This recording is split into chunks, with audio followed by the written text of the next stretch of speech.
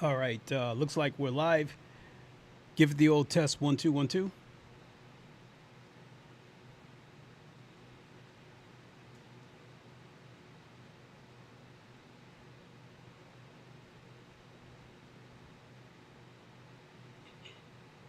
All right, looks like we're live. Okay, what is good, everybody? It is the Godfather of VR, the ageless one of the man, Lincoln Clay, and we are back. I didn't plan it that way. I actually stayed home from work today. I woke up with a headache, and I just ended up having to sleep it off. Unfortunately, I'm on high blood pressure medication, lisinopril, and the way it works is it basically opens up your blood veins, so blood can flow better, therefore lowering your blood pressure. And Jesus nasty. How much is DLC? Miguel, how's it going? I'll get to that in a second. Just a quick explanation. So I didn't take any aspirin because I think I read in a couple of articles that aspirin can counteract the effects of lisinopril. So whenever I get a headache, I just have to tough it out. And so I basically slept it off. I've been dealing with headaches off and on for years, and it just is what it is. It's probably something I'm going to have to deal with the rest of my life. Anyway, so I woke up, and I was about to watch a video from Cryptic TMG, and I had to pause it because I got a notification that Le Mans Ultimate was about to premiere a video. And I have it pulled up for you guys right here. And CEO Stephen Hood of Motorsports Games gave us some updates. And within those updates, he gave us an update of when the first DLC is dropping, other features and improvements to Le Mans Ultimate. So I think some prayers were answered with this update. So I'm going to play it for you, and I'm going to stop at what I think are key points, and then we'll get into a couple of races on Le Mans Ultimate. So let me get my headset on. I have turned off speech chat because I don't want the Google Voice talking over this video. So I am watching the chat though.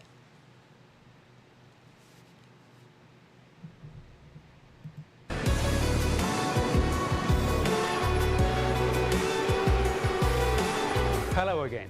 What a summer it has been for Le Mans Ultimate, with the game hitting new milestones and heights amongst major releases. We have delivered 3 major new features: driver swaps, team management and customized liveries, and released the final 2024 content and then 2025. Amongst all that, with Update 5 and version 1.0, we hit brand new daily and concurrent player records. All of this has been beyond our wildest dreams for the title, so a thank you once again. But as you know, we're not done yet. Are you ready to find out what we've got in store for you next? Here's everything you need to know about our next release on the 23rd of September. Number 1, European Le Mans Series. We announced it alongside the ACO in June, but we are already here with its first installment. In this release, we are unlocking the ELMS Race Weekend format for all players on the tracks that are released and available so far. All players will be receiving for free access to ELMS liveries and the unrestricted LMP2 car that races in ELMS, which has also been revisited on the physics side. Additionally, so that you can see the difference when on track and in the menus, we've added this new LMP2 icon for the faster specification to the UI to make things a bit clearer which specification of car is racing. In terms of the content release, we will have 3 packs, each with 1 car and 1 track. This will also be available in a season pass format for a discount, which will automatically unlock as we release the packs. Pack 1 will be available on the 23rd of September, alongside this update. Pack 2 is expected before the end of the year, and Pack 3 will be in the first quarter of 2026. The price will be €9.99 per pack, but it will also be available in Season Pass at $22.49, with a further 10% launch discount, bringing the season pass to $19.79 for a limited time only. So what's in Pack 1? We are delighted to welcome Silverstone, the iconic British circuit that is also home to Studio 397 in the UK. ELMS is visiting for the first time since 2019, and even though I'm recording this before the race, I already know this will be an incredible circuit for these cars in this series. As always, this is an officially licensed and laser scanned track, created with the utmost love, care and attention. You should expect no less from a simulation. As ELMS races from the classic national pit lane, this is the variation you'll find upon release, but we're happy to confirm that we will be adding the Grand Prix pit lane option as well as the national and international shorter layouts in a future update. Additionally, the tracks in the game that ELMS already races at will receive a boost of 44 car grids in a later release.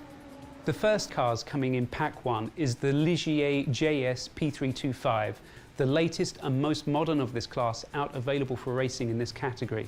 Featuring a 3.5 litre Toyota V6 bi-turbo outputting 470 brake horsepower, this car is a wonderful example of modern prototype engineering and will no doubt create some memorable on-track experiences. We really hope you enjoy this new class and series in Le Mans Ultimate.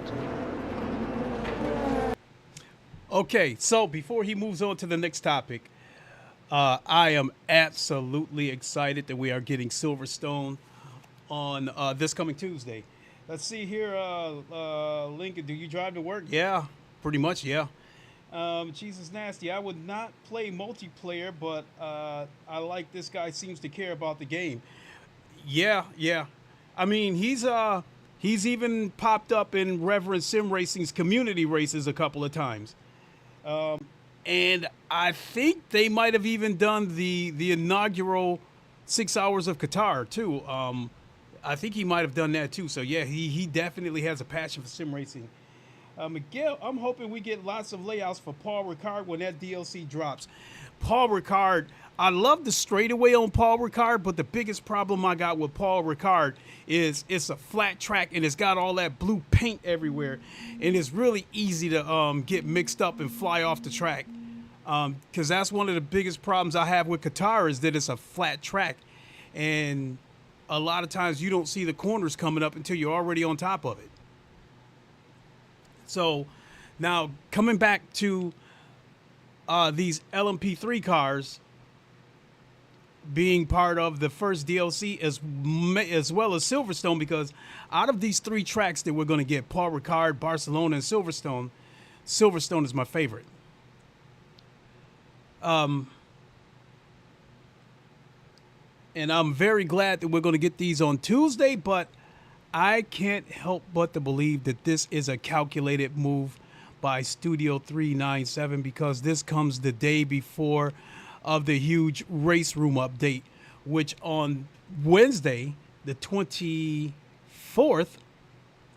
race room will be getting 3 hypercars, and it will be getting a graphics update as well as a performance update, and I guess like a multiplayer, ranked multiplayer UI update or something. I'm not sure, but I think that was a calculated move on Studio 397's part to release this LMU DLC and improvements the day before race room. Because I initially thought that this stuff would probably release at the end of the month, because when a lot of times when they say, Q3 of 2025 or something like that, I usually take it as the very last day of that quarter. All right, let's move on. Number 2, custom livery improvements. We have been delighted to see the response to the custom livery feature we added in June, with over 93,000 uploaded so far, but it's time to up the ante. In this release, we are bringing a number of great new additions. For those of you new to the feature, you do need to be a Race Control Pro or Pro Plus subscriber, which pays for the maintenance of the infrastructure we use to create the UI imagery on the fly and transfer the liveries automatically to all players. Now, before I go any further, this is one of the reasons why I don't have a problem with the Race Pro subscription on Le Mans Ultimate, because at the end of the day, if you still want to play the game, you don't have to have, you are not required to have the prescription. Now, if Le Mans Ultimate ever gets to the state like iRacing, where you have to pay a monthly subscription just to boot the game up, now we got a problem, because that's my biggest problem with iRacing. I don't have a problem with how much they charge for content, because it is expensive. One track can be $15, one car can be $10. Whereas the content that we've gotten from Le Mans Ultimate has been more than fairly priced. So, but I'm even okay with the quite expensive charge of iRacing.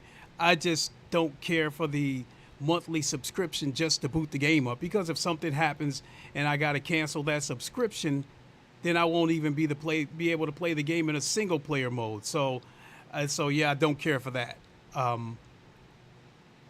Because honestly speaking, there's been times in my life where I got laid off from a couple of jobs, and yeah, it bothered me, and I played video games to forget about that shit for a day or two, you know, take a couple of days to enjoy myself and then get back on the job hunt. And for those couple of days, video games is what got me through. And, you know, I didn't have a problem going back and playing single player games that was in my backlog. If this was GT7, this DLC would have been $100 in cards sold separately. Well, to GT7's credit, they don't charge for tracks. And now the Legends cars, that's absurd how much they charge for that.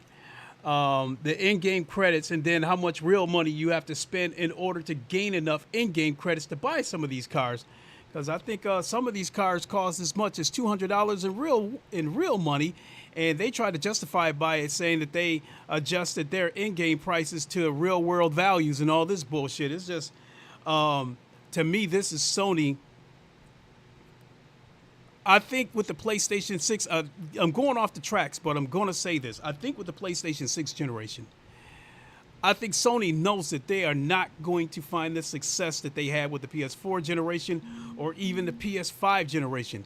So I think they are trying to get as much money as they can out of this generation and pretty much be prepared for a good drop-off of user engagement with the PS6. With everybody, like with crossplay being everywhere and handhelds being on the rise, handhelds that have enough power to be a console where you can plug it into a TV and that's your console, and then when you go somewhere, unplug it and take it with you. And yeah, like crossplay being everywhere and exclusivity kind of dying out with the exception of Nintendo. Next generation, especially for me, there's little to no reason for me to buy a PS6, and I have no intention to buy a PS6. I don't feel I've got my money's worth out of the PS5, so it's sure as hell not going to just throw money out the window for a PS6. I pay for the subscription 1 year at a time. It's cheaper that way versus paying for each game and controller, but I understand how you feel. Like, yeah, I pay for the subscription for the entire year. And I don't have a problem with that because I want to do some online championships. I want the ability to practice early before a session starts, to register for an event early. So the bottom line is I like the perks that I get with the Race Pro subscription. I don't have a problem paying for it. And matter of fact, I've done both. I bought the DLC first. I bought all the DLC, and then I turned around and bought the Race Pro subscription, even though the DLC is included in the subscription. I wanted it to be a situation where in the event that I'm not able to keep my subscription active, I still want to be able to keep the DLC. All right, let's move on. We also need to moderate this service as part of our license commitments. Firstly, it is now possible to drive and view your livery in a single-player race weekend session. No longer do you need to load into an online lobby to take pretty pictures of your wonderful creation, and you can now race it against other icons in a recreated 2025 24-hour Le Mans, for example. Additionally, That is one of the prayers that was answered right there. When Cryptic TMG uploaded his video earlier today, that was one of the things that he kind of, I don't want to use the word complain, but he said things they can do to make LMU better. And he talked about the liveries, the ability to be able to use them in single player races, because he said he likes to take screenshots of his cars, but the only way he can do it is to run an online race and then go back and take the screenshot by viewing the replay. So he also said that, you know, you should have the ability to view your car in the showroom from all angles, you know, spin it around and be able to look at the entire car and stuff. So, I mean, to me, this announcement right here that you'll be able to use your custom liveries in single player races is a huge sign that LMU listens to the community. Pleased that custom numbers are now working and that you can use liveries on every server, including practice servers and hosted servers without entry lists, making league hosting more flexible than ever before. Finally, thanks to our partners at SimGrid, we're presenting to you for the first time the ability to share and add liveries to your team via the Livery Hub. Here, creators can set their liveries to public and then add some tags for visibility. For those of you like me, lacking in the artistic talent department, you can search and find liveries to add to your team, which will then be automatically available in-game. Number 3, regional hosted. Okay, so before I get any further, that is a neat feature, but as it stands right now, you can go to Traxion GG and get custom liveries from there for free. But if you already have the race control subscription, which you will need, you can do it. You can do it from the Sim Hub. So I think that's pretty cool too. So that's two sources where you can get liveries, and so yeah, it's gonna be a lot of cool liveries to choose from. I mean, I've already used a few of them from Traxion GG, and not to mention that my teammate Henez Catoni he's already made several cars for us, depending on, you know, what driver swap race might be coming up. Speaking of which, you know what? I'll save that driver swap thing for when Stephen Hood mentions it. Let's move on. Servers. Good news, league racers. We're adding server locations. So far, all servers have been located in our European server farms, which, in some cases, despite our industry-leading netcode, causes some issues, particularly when multiple racers are far away from the server, which can cause some latency due to the unfortunate laws of physics. Therefore, we are adding new options for servers in Asia and North America, alongside the existing European default location.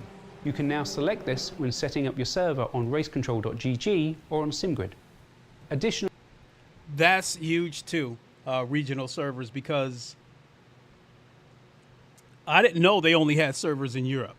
And I don't, with the netcode, I haven't really had that many problems with the netcode.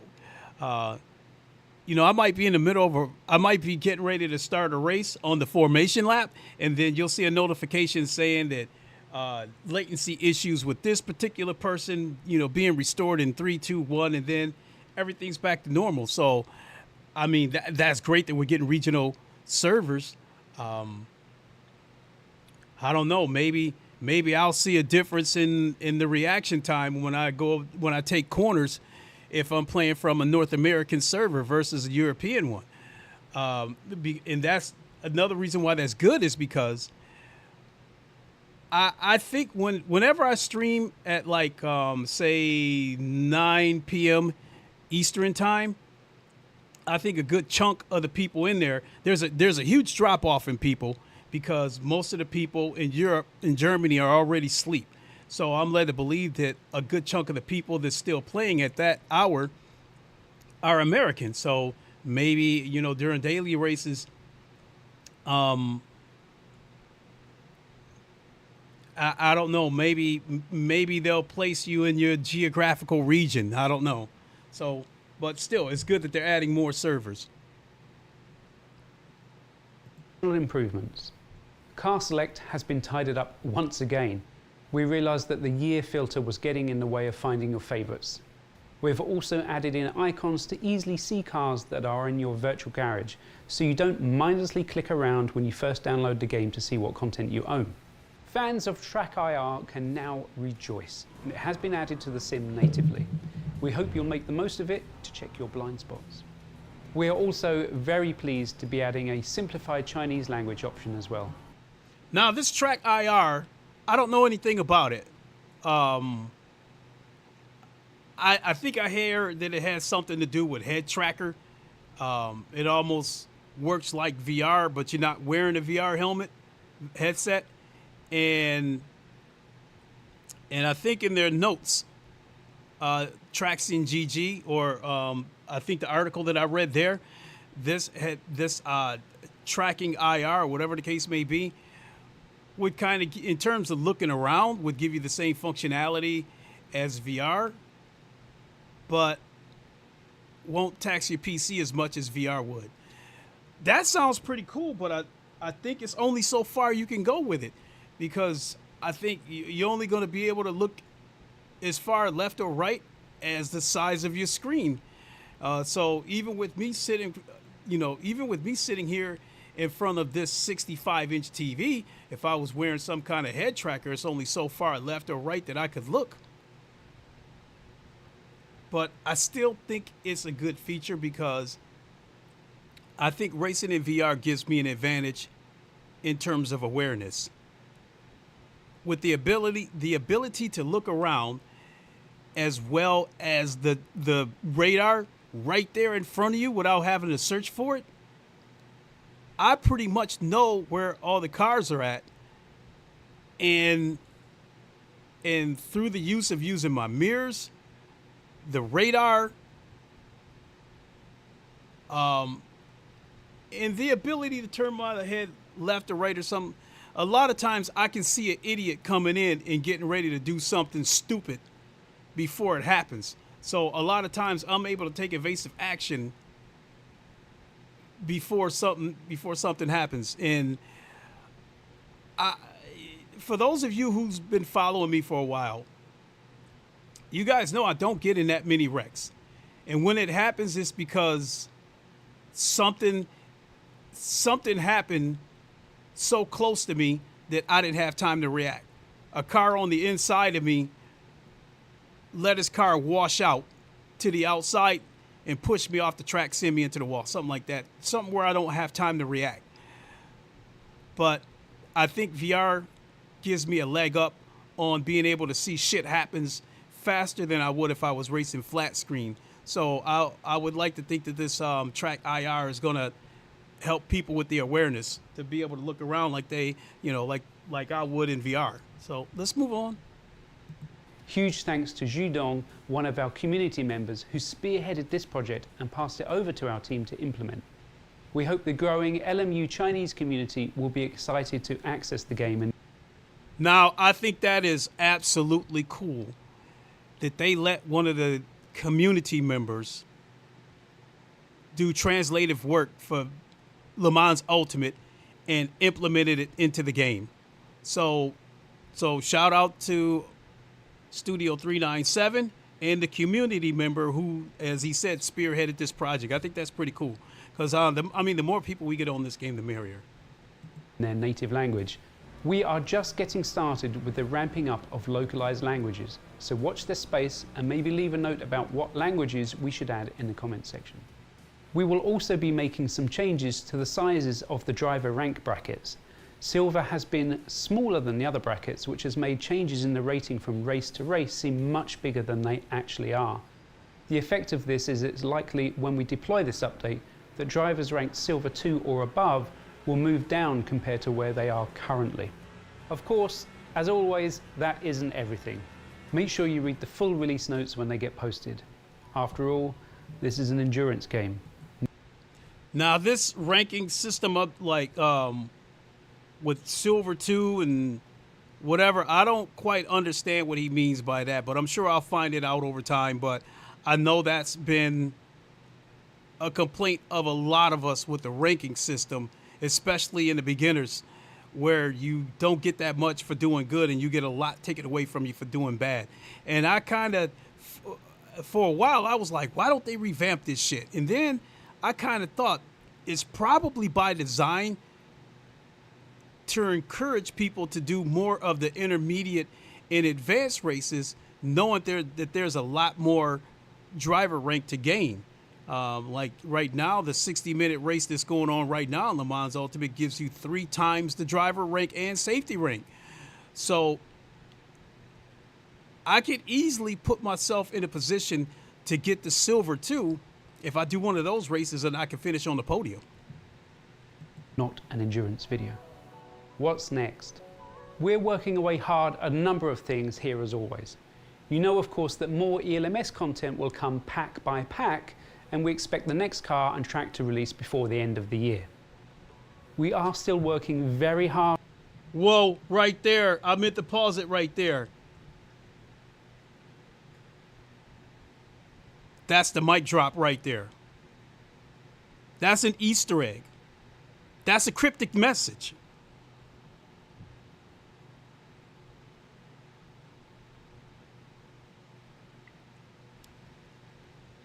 By them taking a moment to show him holding a PlayStation controller.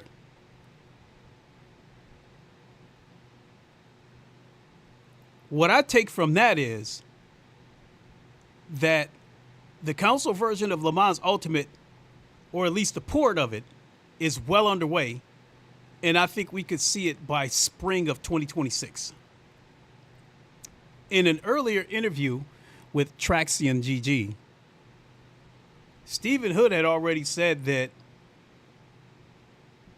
LMU right now is console ready, that while they were optimizing the PC version of Le Mans Ultimate, they were also working on the console version of Le Mans Ultimate. And the way he made it sound like it's done. It was just a matter of them deciding who was going to do the port, whether they were going to call in a third-party studio to do it or whether to do it themselves, because you know, whether they would do it themselves is a case of, you know, they are spread a little bit thin, especially after having to lay some people off. So to have them doing double duty, constantly maintaining Le Mans Ultimate as well as working on a console port, you know, you could be looking at crunch, burnout, what have you. So regardless of who's doing the port, I don't think you would be holding the controller out like that if you're just now getting started on the port and it's still a year out. Because he said that before in an earlier interview that console version of LMU could still be a year out. I think it's going to come sooner than a year. I think it could come 6 months from now. So honestly,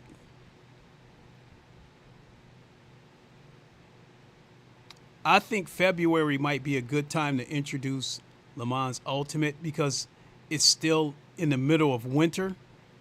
Because if you introduce the console version in the middle of summer, yeah, I think you're going to find some success there, but not as much as you would in the wintertime because more people will be indoors in the winter. So yeah, that's my take from that. Him holding that controller, I take it that means that I think we're going to see the console version of Le Mans Ultimate within 6 months. Will I buy it on console, especially knowing that it probably won't get VR support on PSVR 2? I may possibly buy it, but it would be out of sheer support for Studio 397. But I would be curious about the reaction time of the console version versus the PC. But I think it should be pretty close because I still feel that the PS5 and the Xbox Series X are the GPU equivalent of a 2070. In some cases a little bit more when you factor in DLSS and all these other upscalers. All right, let's move on.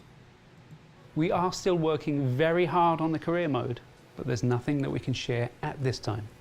For the next release, we're working on a number of online rules-related features to help stamp out the worst offenders. In the meantime, keep reporting players for deliberate collisions in daily races and for racing incidents only in online championships.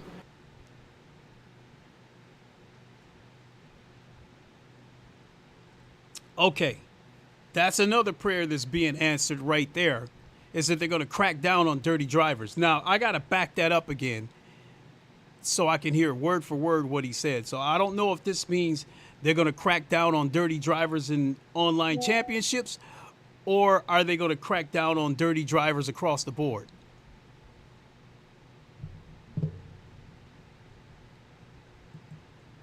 Only in online championships. We are adding more resources here only in online championships to help stamp out the worst offenders. All right. We are still working very hard on the career mode, but there's nothing that we can share at this time. For the next release, we're working on a number of online rules-related features to help stamp out the worst offenders. In the meantime, keep reporting players for deliberate collisions in daily races and for racing incidents only in online championships. We are...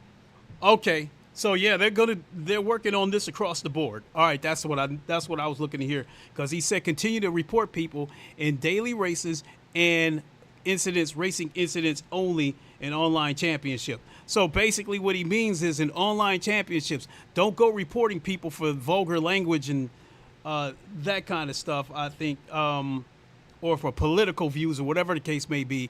Only report them for racing related shit. Are adding more resources here as we know you value LMU as one of the premier online sim racing titles. We also know that you're waiting to host your own of the premier online sim racing titles, online championships. We are adding more resources here as we know you value LMU as one of the premier online sim racing. I think that right there is the biggest prayer that's being answered, that they're going to crack down on this dirty driving, because Le Mans Ultimate is the best racing game out there. I absolutely love this game. I don't think I've ever loved the game as much as I love Le Mans Ultimate. But I was becoming ever more frustrated with the dirty driving.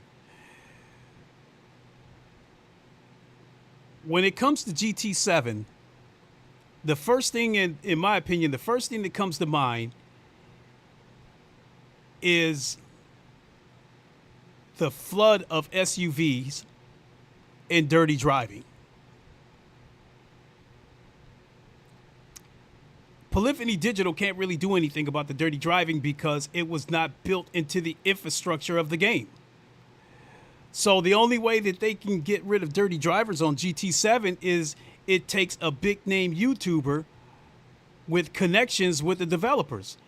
People like Key, Tijney, Rory Alexander, they all have connections with the developers. So when somebody is doing something dirty, they pass it on to the developers. The developers will find out who it is, and they basically ban that person's IP from the game. And they've done it a number of times with Kimi Vellicini, but I guess he keeps, like, every time they ban his PlayStation IP, ban it from the game, he goes and gets another PlayStation and he returns tearing up shit again. Le Mans Ultimate is better equipped to deal with cheaters for the simple fact that they have a report system. Now, no report system is perfect. They were never, even with this report system, they were never going to be able to do anything. They were never going to be able to 100% stamp out the dirty driving. And even with these improved efforts, they still won't be able to get rid of it 100%, but any little bit helps. So I think that, so to back up a little bit, what I was going to say is that Le Mans Ultimate is experiencing probably the most success that it's ever had. But I was worried whether it was sustainable or not if they don't do something about this dirty driving, because how long are people going to put up with this dirty driving before they start to move on to another game? Now, I I'm never going to leave Le Mans Ultimate, but I'm not going to lie that a couple of days ago, the dirty driving that I experienced a couple of days ago had reached a fever pitch, and I started wondering, okay, is it time to scale back how much I stream Le Mans Ultimate and start working in some other games that, where I can just go into open lobbies and have fun and not deal so much with the dirty driving. But at the end of the day, I guess I got to do the daily races because, number one, I'm a competitor. And number two, putting myself in the shoes of the viewer, I don't want to watch somebody do open lobbies. I don't want to see them do races where it's not ranked because I might not see the best come out of them. If it's a ranked race, they're going to give you their best. Even if they're doing that last to first bullshit, they're still going to give you their best effort. So I would rather watch a ranked race than to watch an open lobby race. That being said, I would rather stream a daily rank race despite all the shit that's going on versus an open lobby race because you guys know you're going to get my best. Even if my best doesn't look that good on any particular day, you still know that you're going to get my best because I'm going to try my hardest to finish as best I can. So yeah, that right there is a big prayer answered for me. That's probably the biggest prayer answered. Won't get rid of the dirty driving completely, but at least they're making an effort to tighten up on it. So kudos to them. Titles. We also know that you're waiting to host your own team endurance races. We are targeting hosted team endurance races in the next release as well. That's all from me, from here in Silverstone. That's a big one right there too. Being able to host your own team races. We knew they announced right from the get-go that they had planned to try to work hosted driver swap races, hosted races, private races, maybe even work them into daily races, create driver swap races in the daily races. We knew that was coming, but it looks like the first phase of it might be coming Tuesday. Also, as part of the update that they didn't mention, the engineering feature in driver swap races should be functional for the next race. So that means that whoever's the engineer, they can set the parameters for the pit stop. They can set whether you want to change the tires or not, how much fuel to put in the car, etc. Whereas the past two races, the engineering function hasn't worked. So the person driving had to set their own pit stop parameters. So that is good that feature will be working. They did mention here that your numbers will work, which they've been working for a while because I've watched some replays of my own races and seen that my custom car has my chosen number on there because I chose number 20, and I've seen a few races where my car was number 20. Hope you're looking forward to the next release. We will see you on track.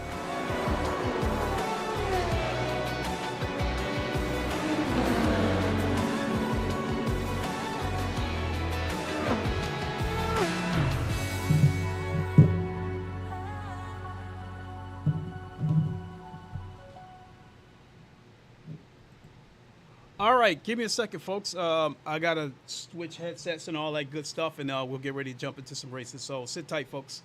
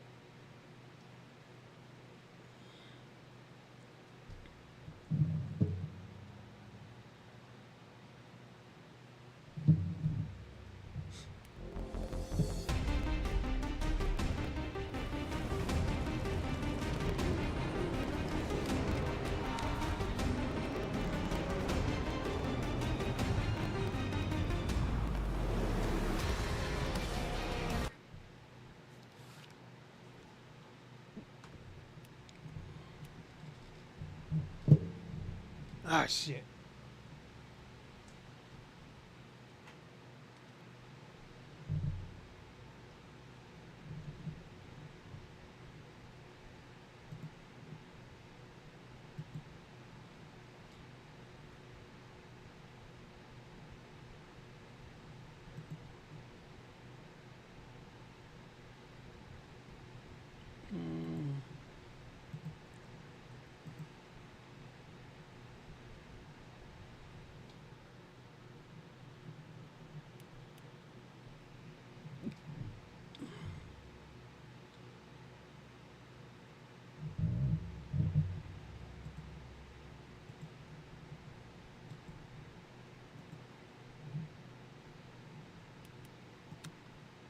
Okay, looks like we're good to go.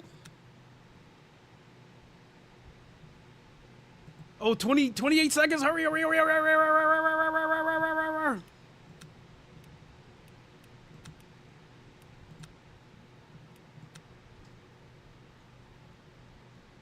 Ooh, I made it in the nick of time.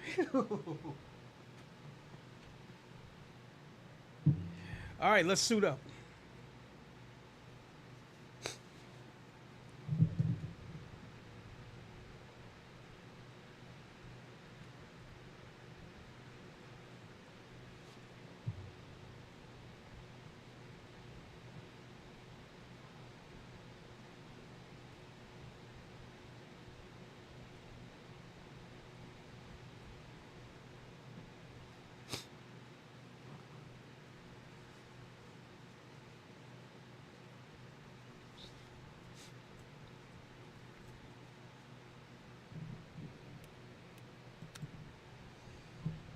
All right.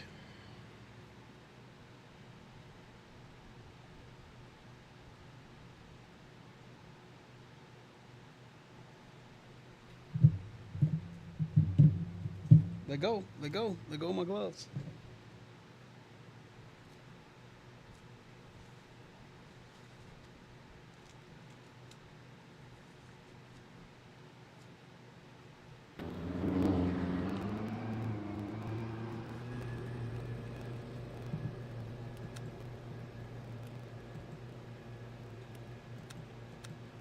Miguel, Dad drive S bad. Said. GLHF, I haven't tried this combo outsides of an AI race. Miguel, I had a horrible night, Tuesday night, but ever since then it's been pretty good. I have enough pace. 2 minutes to go. That if I can qualify in the top 4, I can get away from the idiots in the middle and the back of the pack.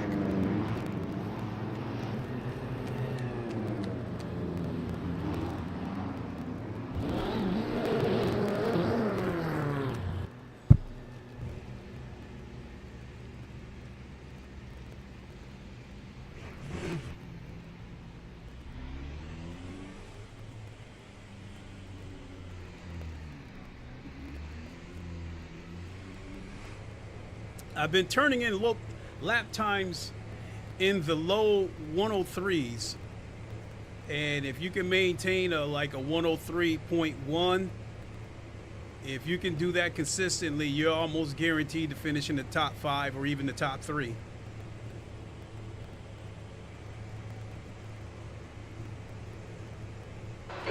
Exit looks clear. Oh, beautiful. I'm ranked number 9 coming into this session, so there's probably some really fast dudes in here. Flag. Got cold brakes all round.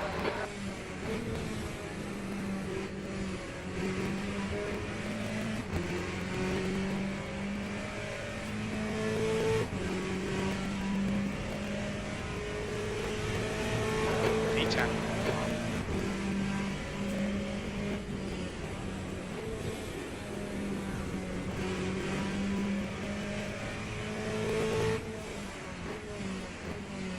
You go ahead, dude. I just don't trust you. Yellow flag, sector 1. This is going to end any second anyway, but that guy behind me, I just didn't trust him, so I let him go.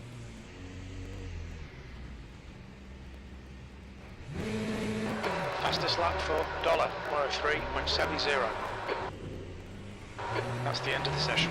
10th position.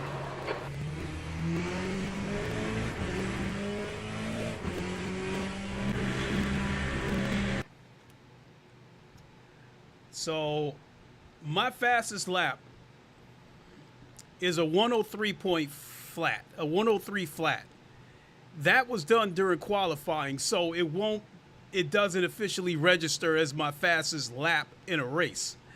My fastest lap in a race is 103.1. So with me being ranked number 9, I'm trying to say that there's probably some really fast dudes in here. You know, we might have some dudes in here that's going to get into the 102s.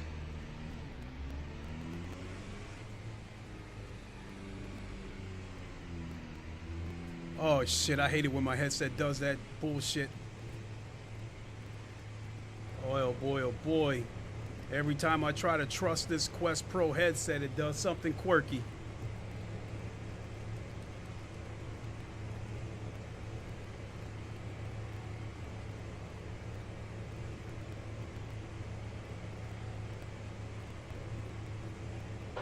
Exit's clear. Okay, Clay. We've got 4 minutes to get a decent lap in.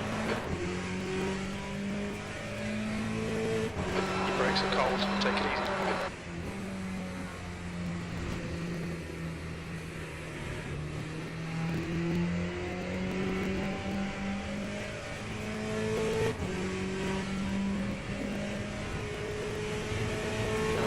P19.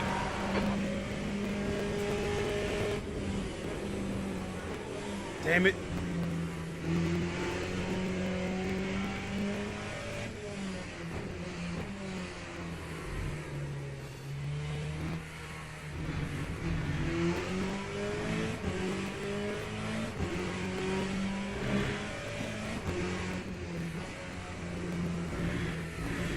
New fastest lap for Matt C, 103.00.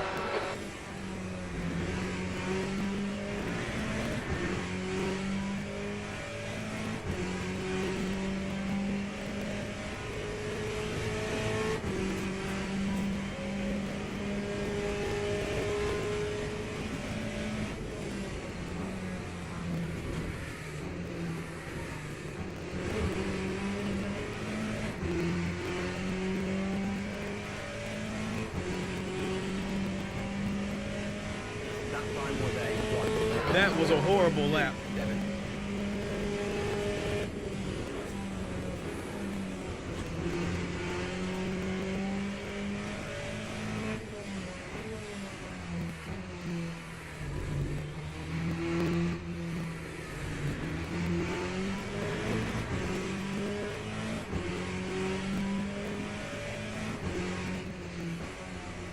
That's a new fastest lap for Matt C, 102.68.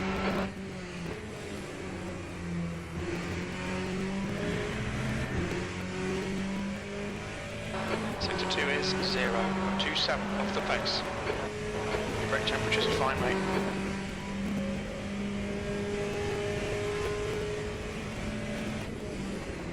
That's 2 minutes left, 2 minutes. The guy behind has just done a 104.29.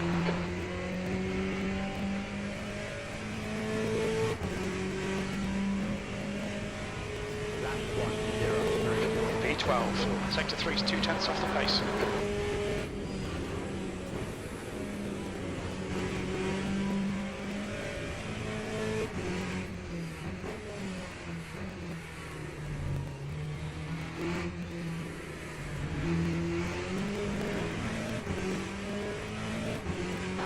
Watch your rear tyres, they're pretty cold. The track temperature is increasing. It's now 28 Celsius. Fastest lap for Matzi, 102.62. The guy behind has just done a 103.92. No, don't do this to me. Okay, Clay, you need to watch the track limits. That would have been a 103.1. I got one more shot at it though.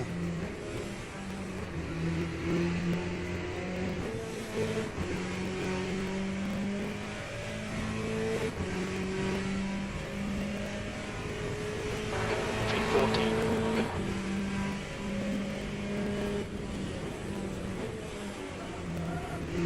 Ah, fuck.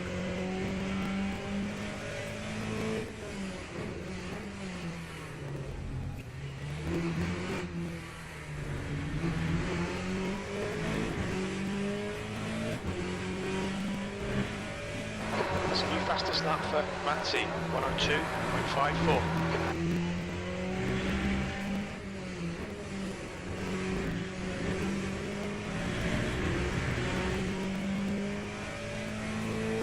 Now delete this lap, track limits.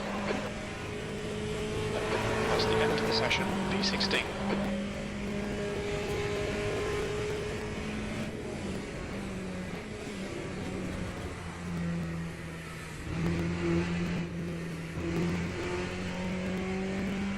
Absolutely horrible. That time was a 104.08.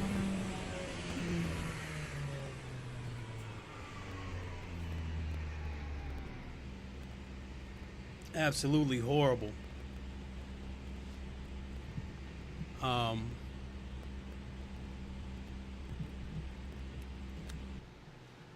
So that lap that got invalidated, it would have been a 103.1 if I would have been able to make it stick. So it would have put me qualifying 8th or 9th. Instead, I'm qualifying 16th. This is going to hurt.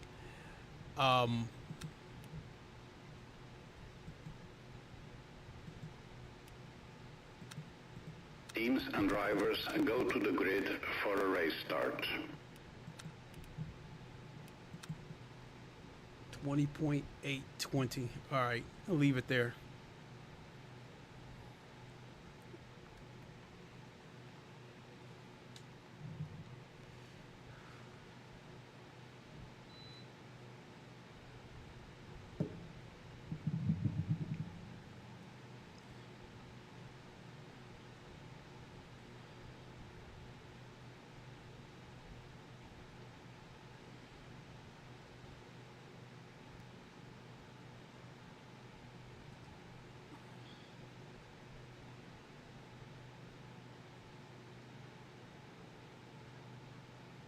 That probably was my worst qualifying session the whole week. The lap time itself wasn't all that terrible, but the fact that I'm in here with a bunch of guys that can do 102s made it even worse. I mean, if I would have done this in the evening, that 103.7 probably still would have got me around 10th place. Formation lap has started.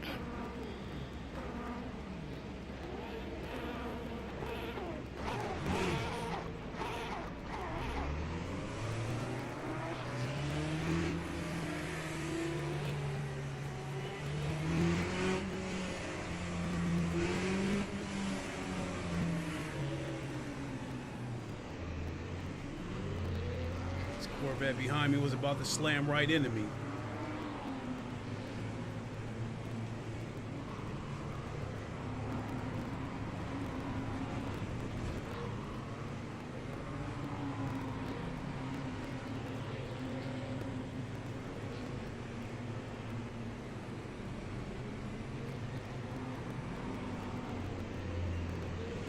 Survive turn 1.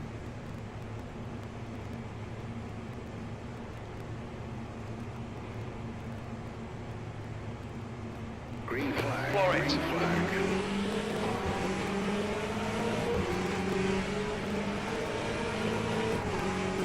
Car clear right.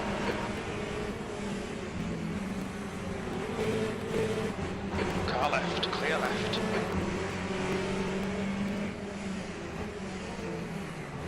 Right side's clear.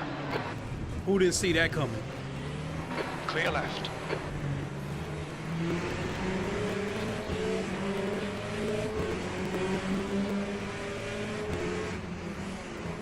Clear left. Nice start. Come on, Clay.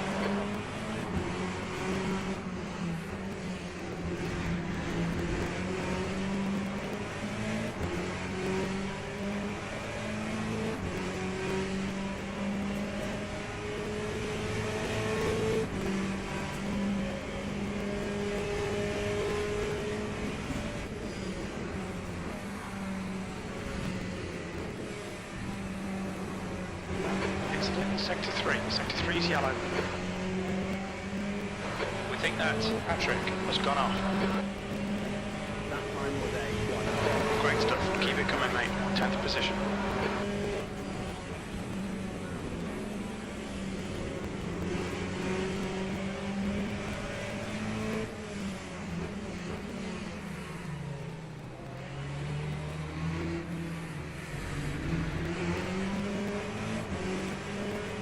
Sector 1 is yellow. Sector 3 is now clear.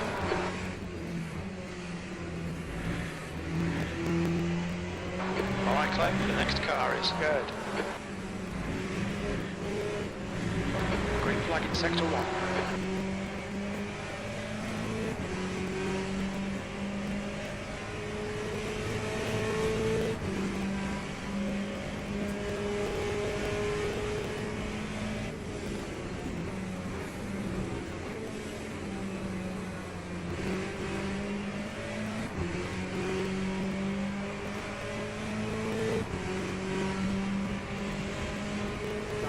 Sector 2 is now yellow. Slow in, fast out. Keep the inside line covered.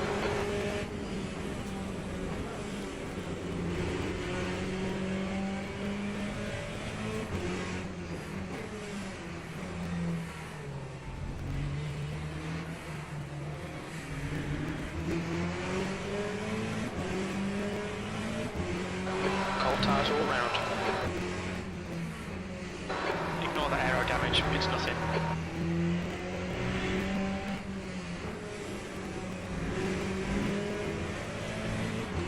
Clear left. Well done, Clay. Nice move, mate. The car in front of us is now blue.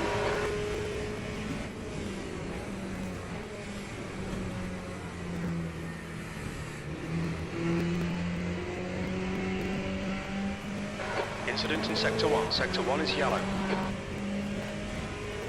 We can see Mobius has binned it. Green flag in Sector 1. E9.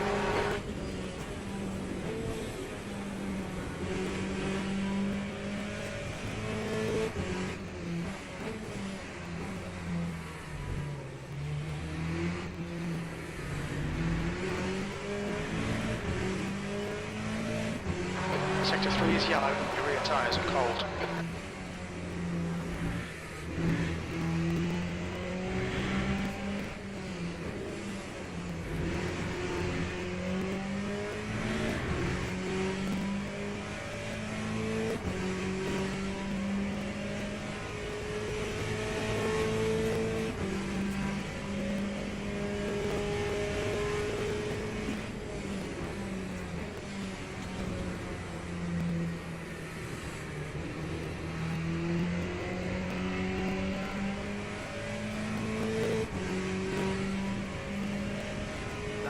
That was a 103.51.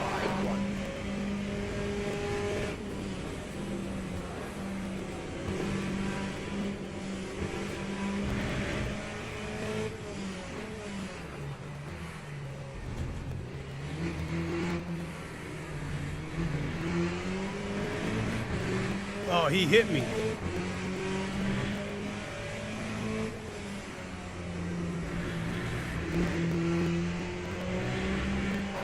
cut the track. Keep it nice and tidy, please, Clay. 15 minutes left, that's 15 minutes. I'm not gonna get mad at him because I know he didn't mean to hit me. He was just trying to. Now that wasn't cool. Your tyre temperatures look good.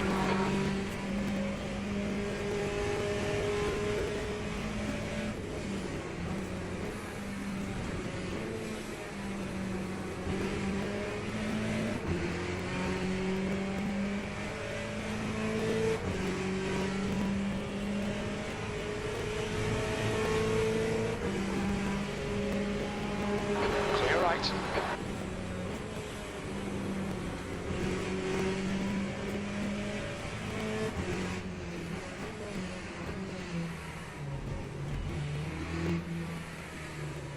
Yellow flag.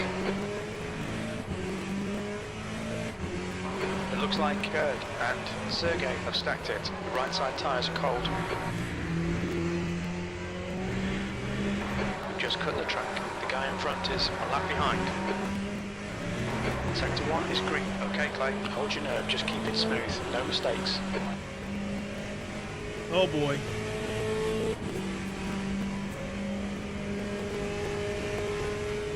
Thank you.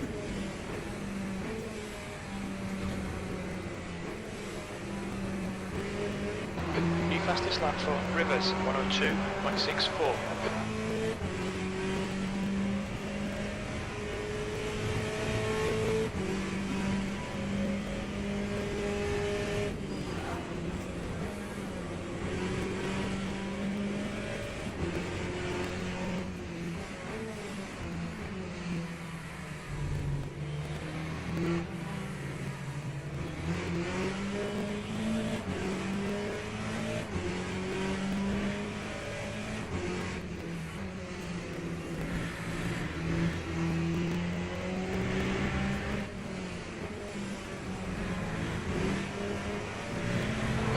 Cut warning, keep it tidy, Ooh. please, Clay. Oh, and it took out that Corvette right behind me.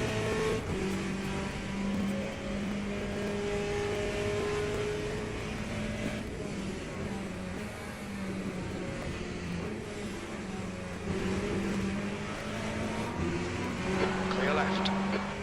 Sector 3 is green. Green flag, sector 2. Thank you.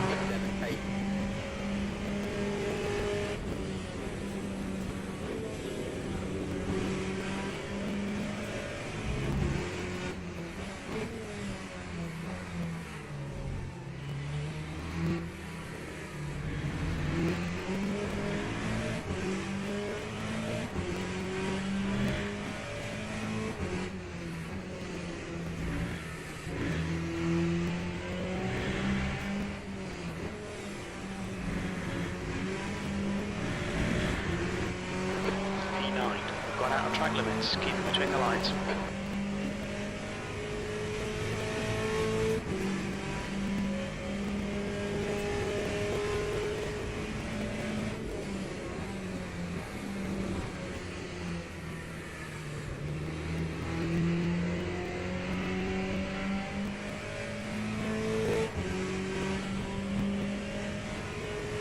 Gap 2 blue, ahead is now 2.7 seconds.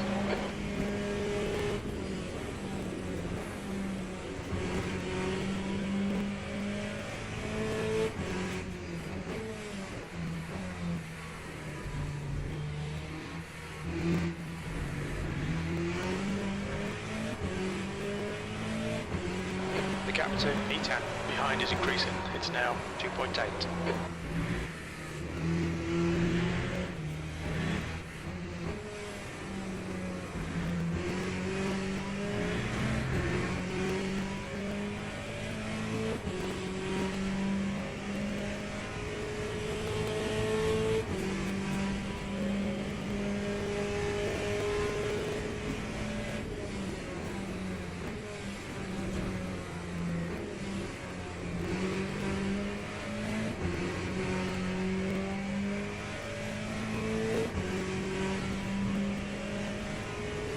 That lap was at 103.94. Ooh. Front and rear damage. Seen some minor aero damage. All right, Clay. Minor? 10 minutes to go. That's 10 minutes left. Keep digging. This isn't over yet. That's half distance.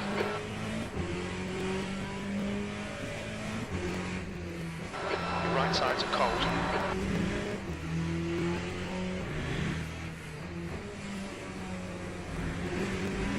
Sector 2 is yellow. Incident in Sector 1. Yellow flag. It looks like Mobius has spun off. Green flag Sector 1.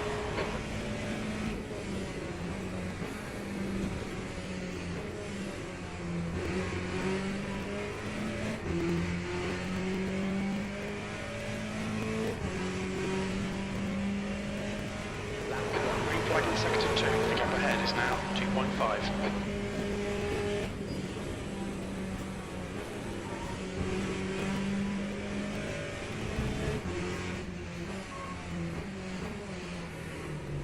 Incident in Sector 2, yellow flag.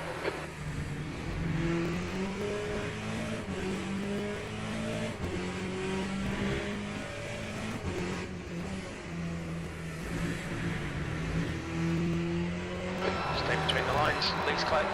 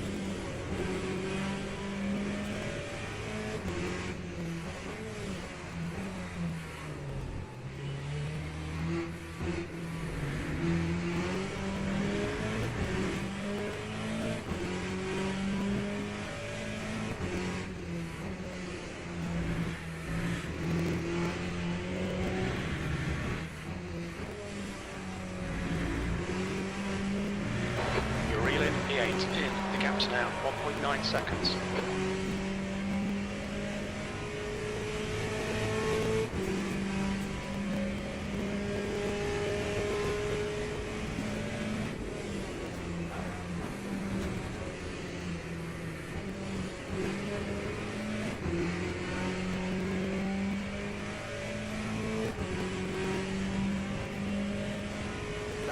That last lap was at 103.64. Sector 1 is 0.41 off the pace.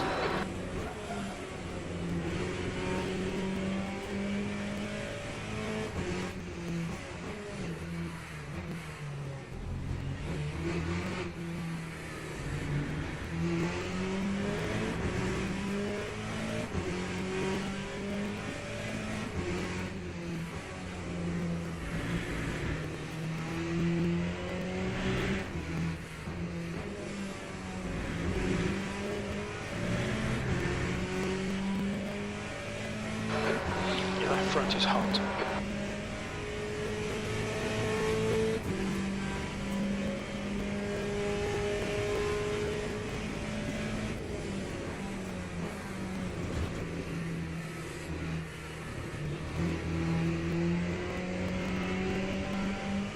Yellow flag.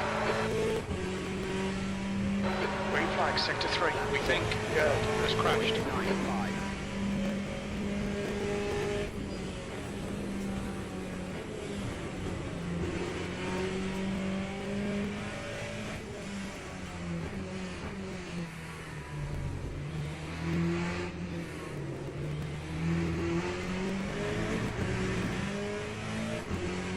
Okay, Clay, you're reeling P8 in. The gap is 0.9.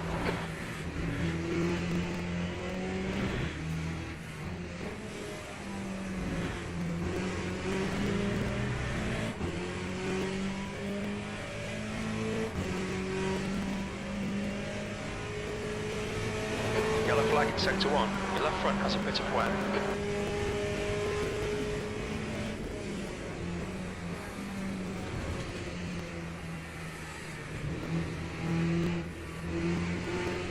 Sector 1 is now green. 5 minutes remaining, 5 minutes left. Yellow flag in Sector 3. Lap 104.32.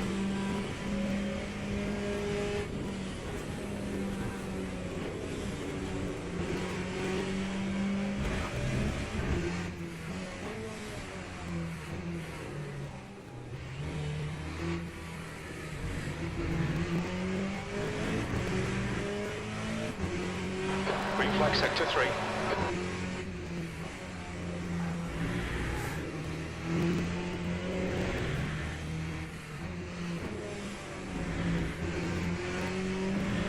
Sector 1 is yellow, the gap to 8th place. Ahead is now 1.4.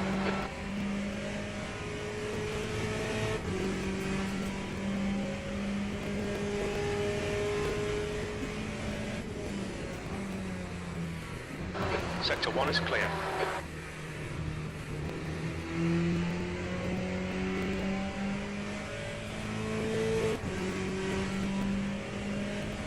Lap 104.13.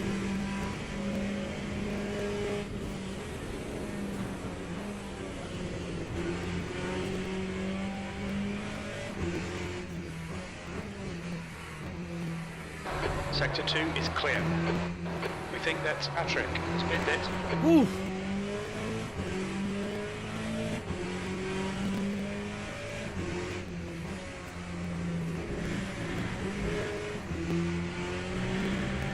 Tyre temperatures are good. We just had a warning for cutting the track.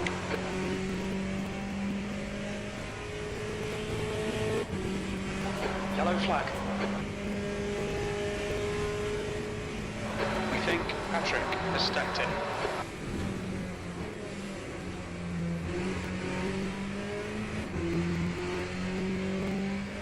Sector 3 is clear, green flag. We think Patrick has gone off. Push now, the guy behind is catching 8th place.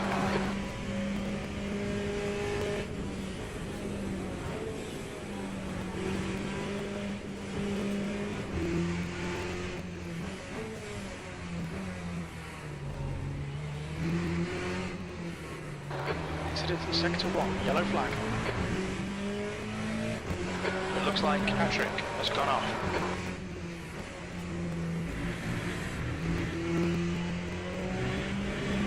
Okay, Clay, we've just cut the track. Sector 1 is green, the gap to E7. In front is now 1.2.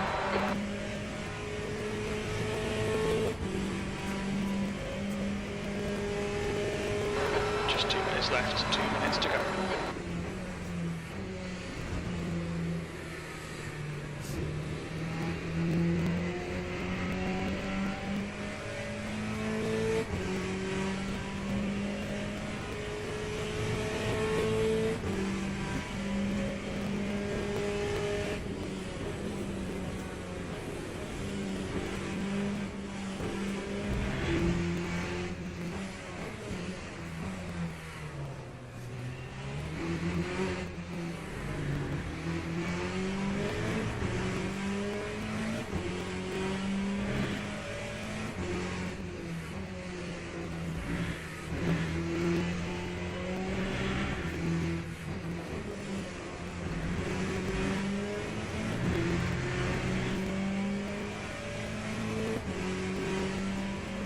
We've seen a bit of wear on your front tyres.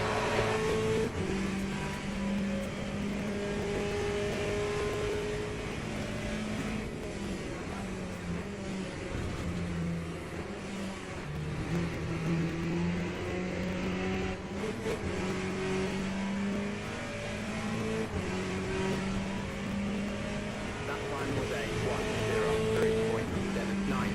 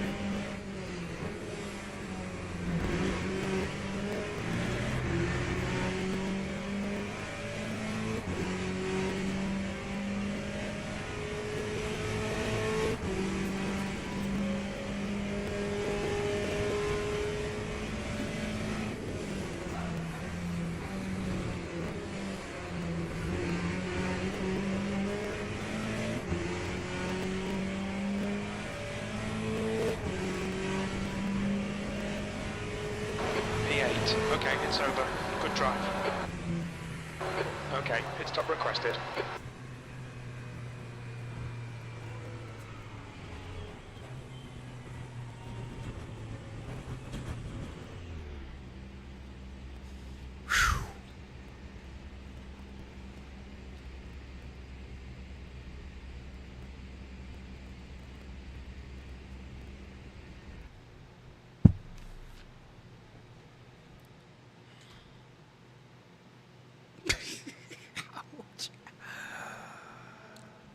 Damn. Well, I figure whatever I get, whether it's positive or negative, it should be minimal. Let's get registered for the next race. I'm not happy with the qualifying, but I am satisfied with the finish. I'll take 8th place. Because the guys in front of me didn't really mess up that much. I think only 2 cars really messed up in front of me. 2.9% is better than losing rank. So we understand how this ranking system works. They take a lot, but give a little. So I guess I'll take the little over losing a lot.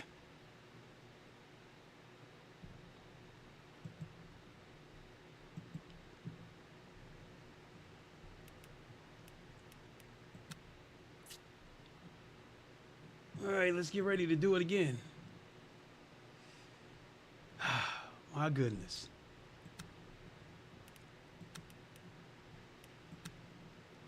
All right, on another note, the 6 Hours of Fuji comes up October, I believe, 4th, 5th, and 6th, which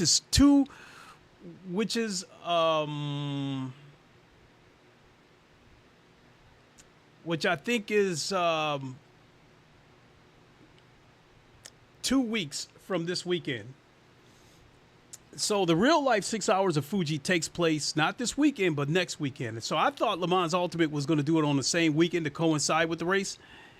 It's probably a good idea to do it the week after. So for the people that want to watch the real life race and compete in the Le Mans Ultimate race, it's probably a good idea to do it like that, so you don't have to compromise participating in the race for watching the real race. All that being said, I spoke with my teammate Henez Katoni, and he's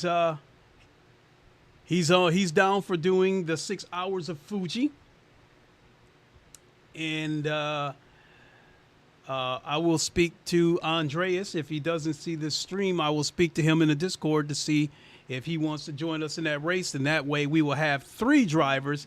And I think maybe the good way to do it is to have all of us possibly do a double stint. That way everybody only has to drive once. So yeah. So be on the lookout for us to do the 6 Hours of Fuji. And if we do that race, regardless of whether I start the race or not, expect a better performance out of me, because I am a lot better at Fuji than I am at Kota. So probably won't happen, but I'd love for them to do a driver swap race in GTEs.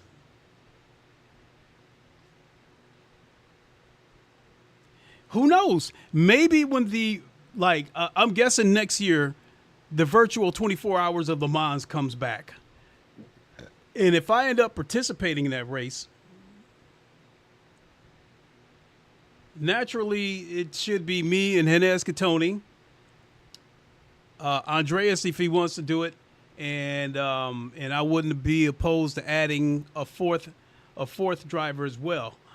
But my point being is that when the Le Mans Ultimate, the virtual 24 Hours of Le Mans comes back next year, I think they might let all classes participate in this race, because now when we're going to get these LMPT3s Tuesday, so now you're going to have GT3s, GTEs, LMP3s, LMP2s, and hypercars. That's 5 classes of cars. And I don't see why they wouldn't do that, especially being that the real life 24 Hours of Le Mans made an exception for the, I believe it's the Garage 56, the NASCAR that participated in there. That car was interesting because that NASCAR wasn't as fast as the hypercars, but it was definitely like way faster than the GT3s. So, quick drink, folks. Be right back.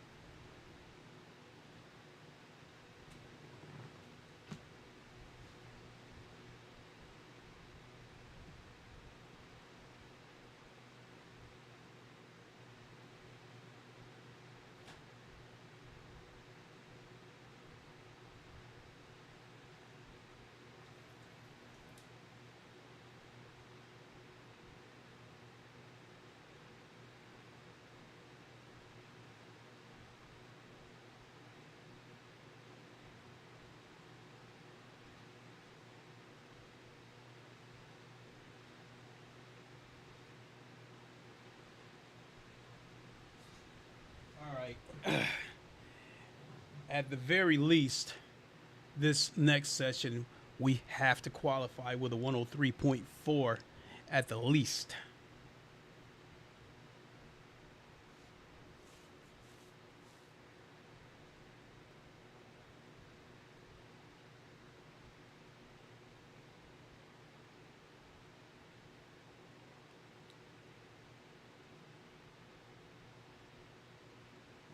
I wish it was Friday already.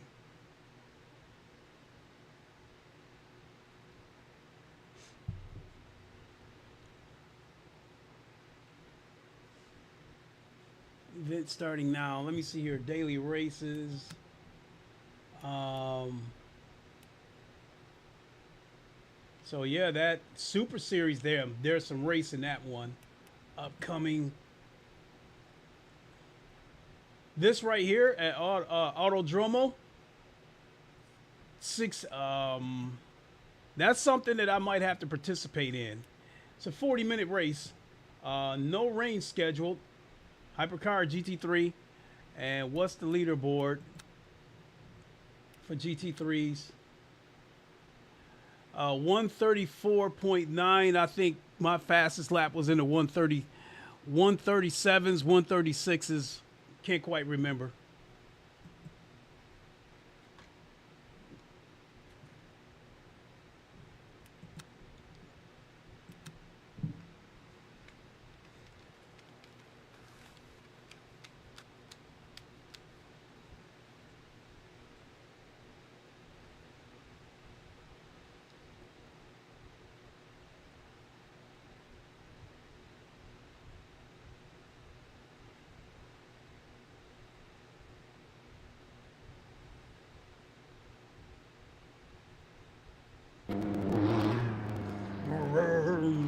That's 2 minutes left. 2 minutes.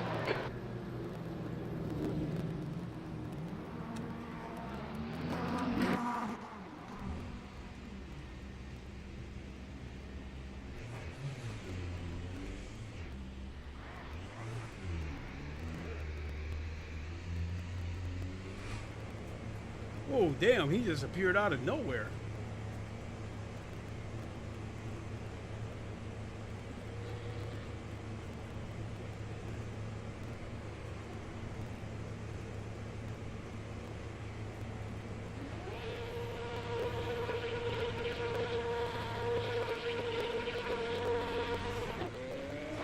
Pit exit is clear. Push now. The brakes are cold. Be careful.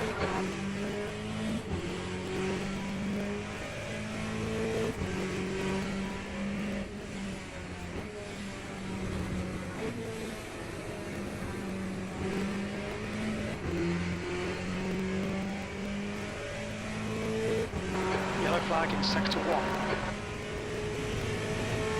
P5. We think that Fabian has spun off. Yellow flag in sector 2.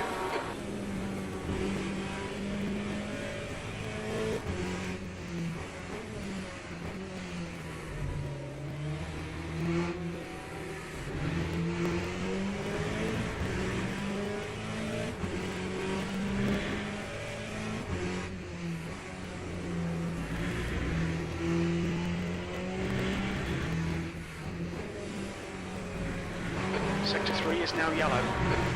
Okay, Clay, we need to watch these track limits. Green flag in sector 3.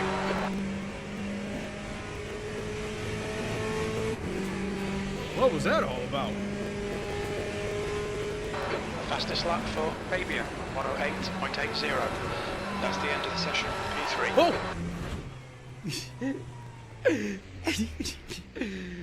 Yeah.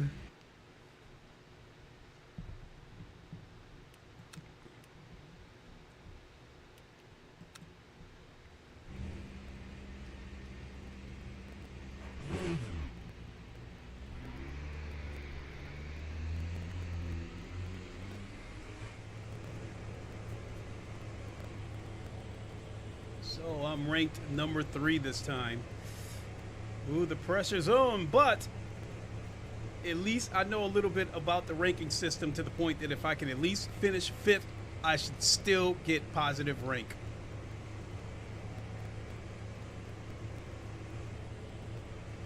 Your exit's clear. Don't cross the white line. We've got 4 minutes to set a lap.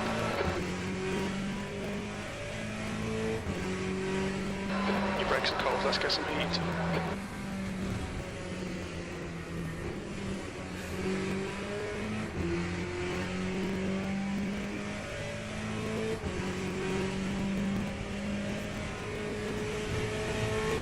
Tenth position.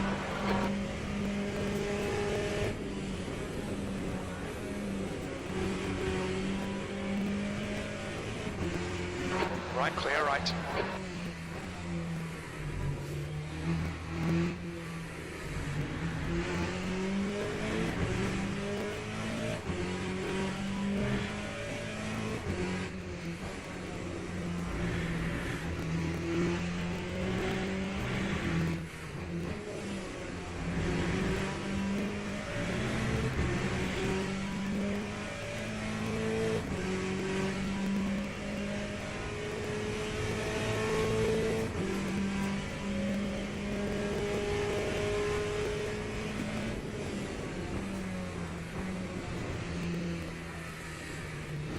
Clear left.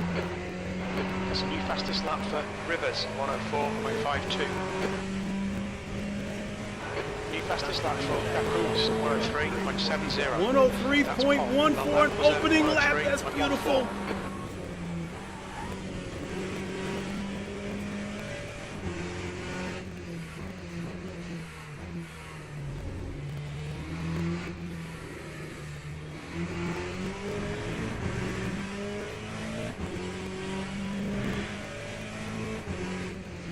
You're 2/10 off the pace in sector 1. Your brake temps look good.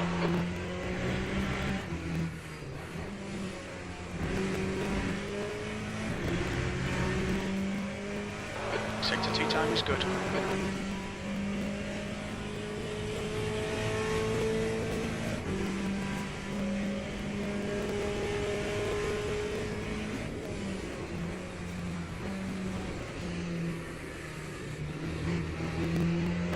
Fastest lap for Rivers, 102.52.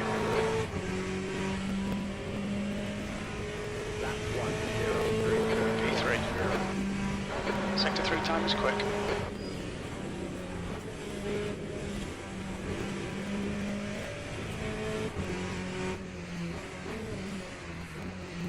Just 2 minutes left, 2 minutes to go.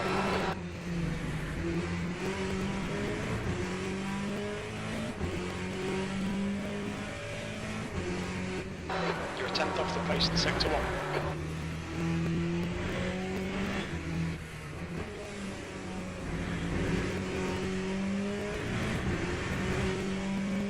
Sector 2 is 0.26 off the pace. I had made it this 1.2.8, 1.2.8, 102.8, and I lost it.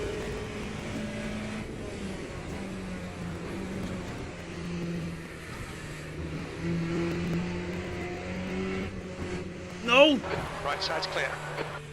The track temp's increasing. It's now 28 Celsius. That's it, I'm done. I'm just going to have to roll with that 103.1, and whatever it gets me, that's what it gets me.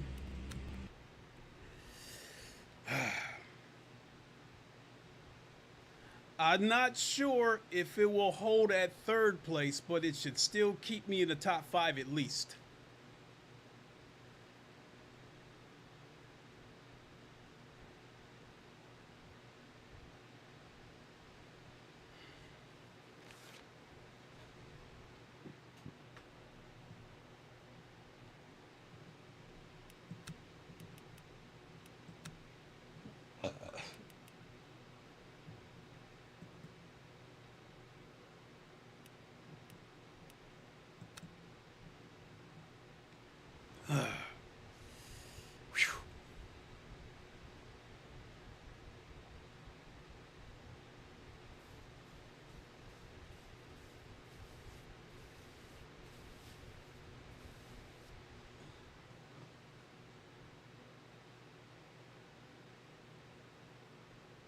That's the end of the session. P3.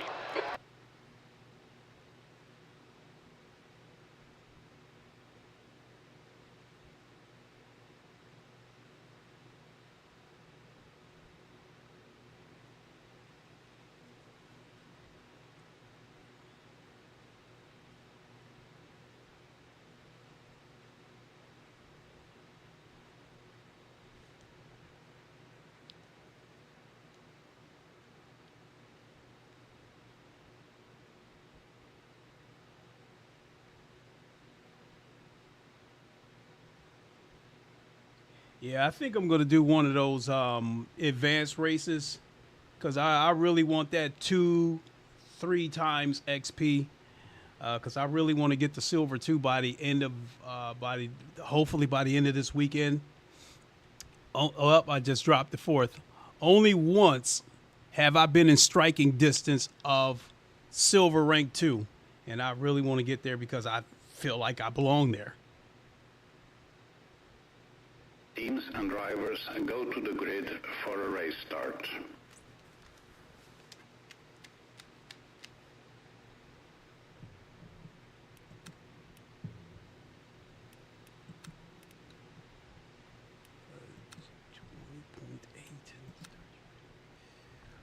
.8, 19.3. I'm going to leave that there because sometimes the fuel gets a little bit funny.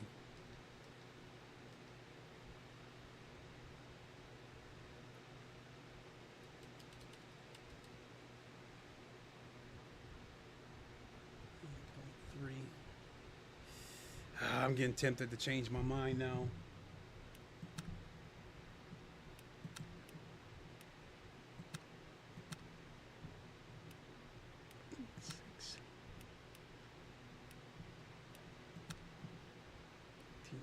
Yeah, let's leave it there. 20.3. Because I drive the car kind of hard. I go balls out. So I beat up tires and I drain fuel. So Miguel, Dad Drive S Bad, said, nice lap, GLHF. Thank you, Miguel. Appreciate it. Come on, dude, move it.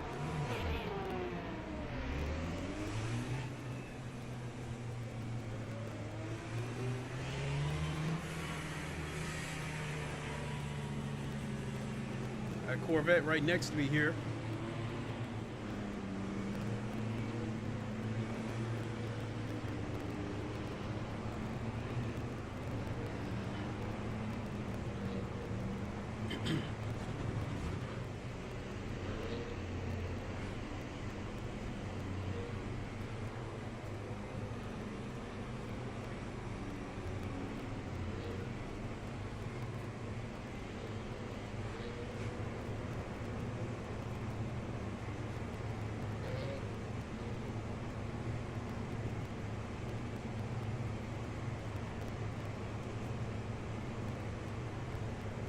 Green flag. Go. Green flag.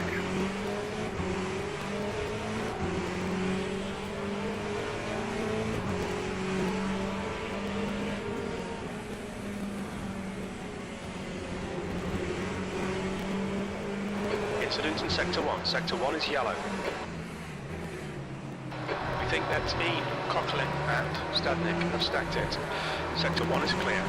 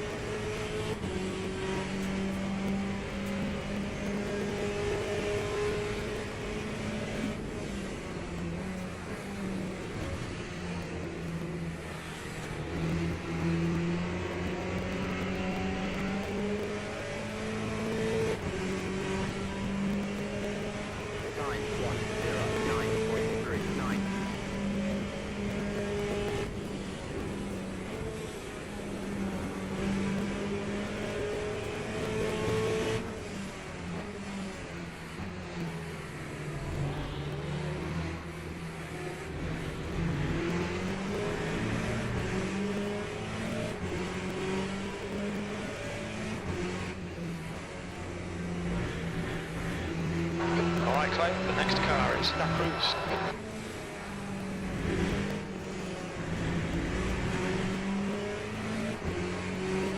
Going into, I paid for that one. Car clear right.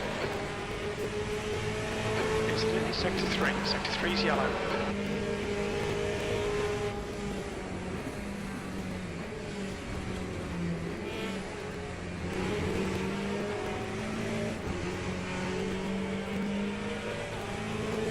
Heads up, there's a car exiting the pits. The leader has just done a 102.9435. That lap time was 104.38.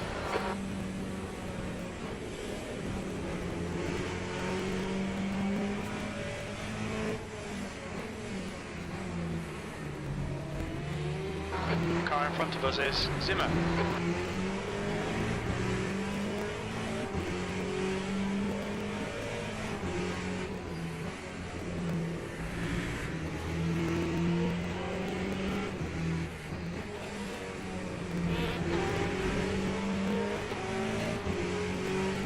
Okay, Clay, we're going out of track limits. Keep it between the lines.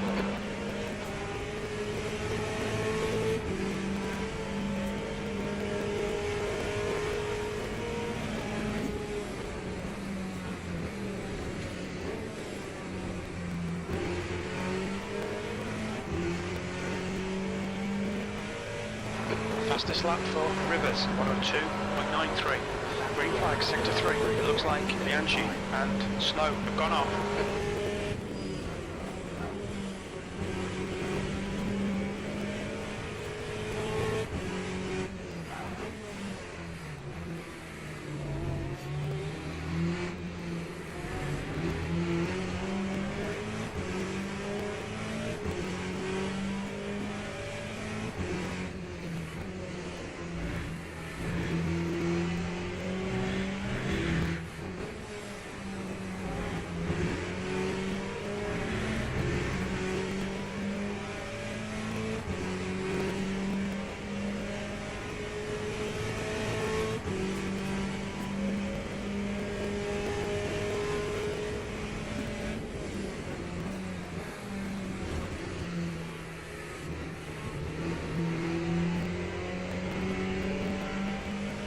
That's a new fastest lap for Rivers, 102.71. Okay, Clay, keep that under pressure. He'll make a mistake. That lap was at 103.48.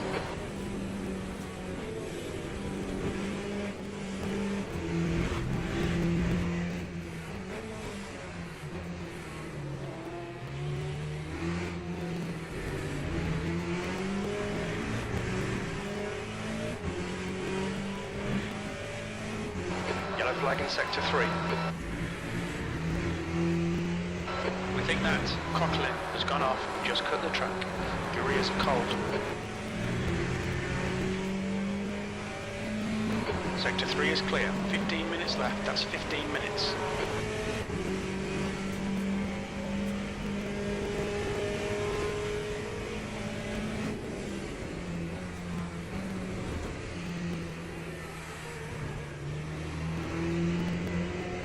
Yellow flag.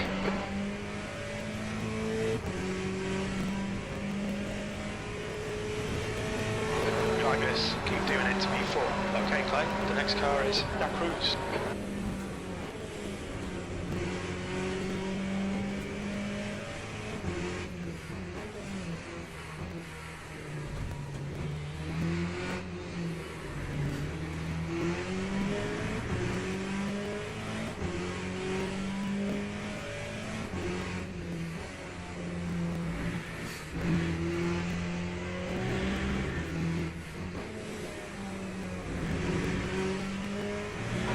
Incident in sector 1, yellow flag. The gap to Da Cruz in front is now 1.8.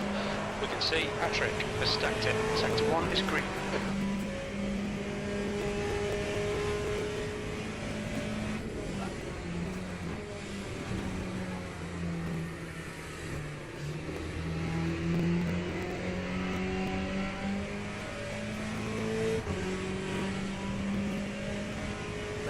That was a 103.52.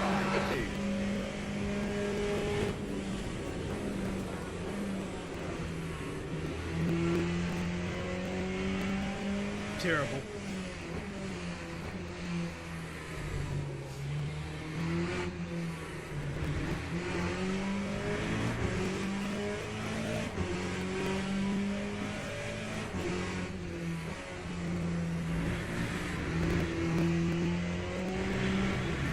We've just had a warning for cutting the track. Your tyre temps are all fine.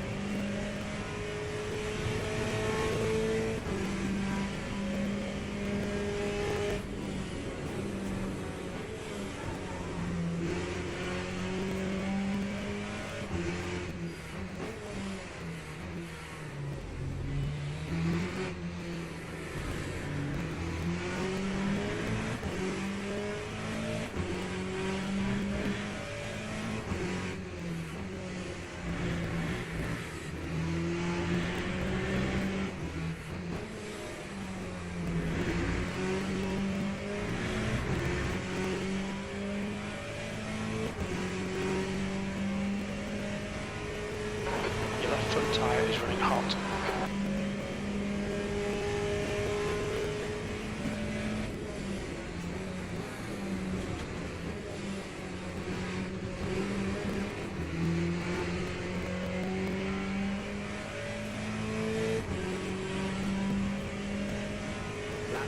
Gap to E3. Ahead is now 2.5 seconds.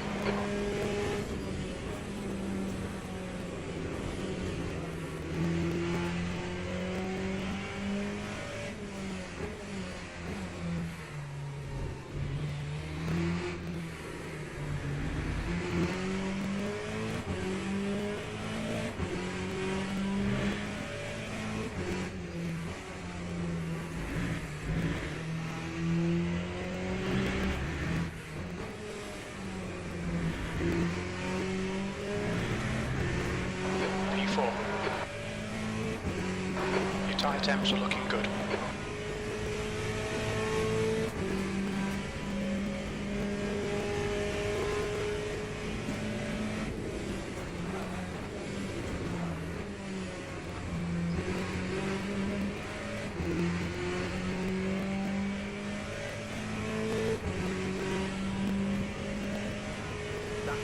You've just done a 104.36. Terrible.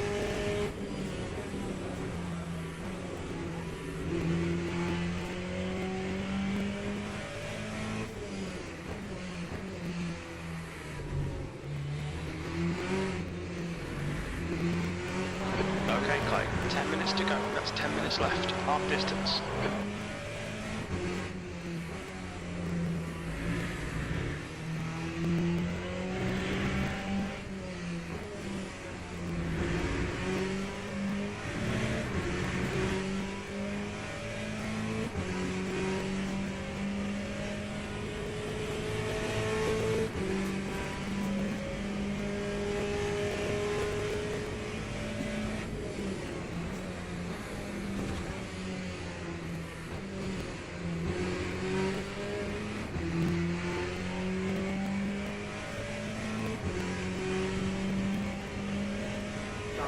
The gap behind is now 1.1 seconds.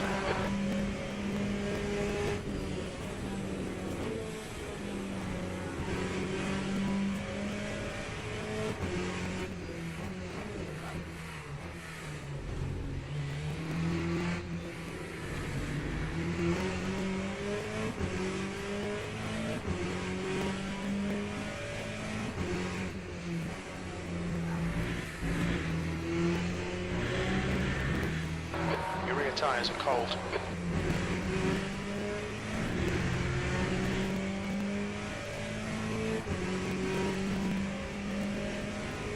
We see a minor wear on your left front.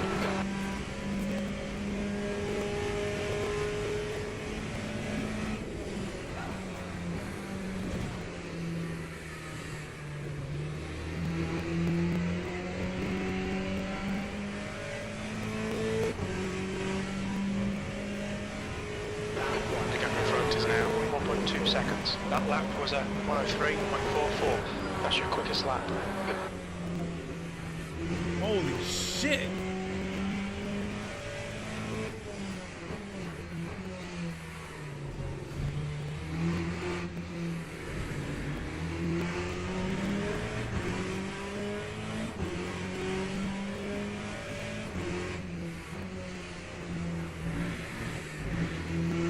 Might have to push the reset button.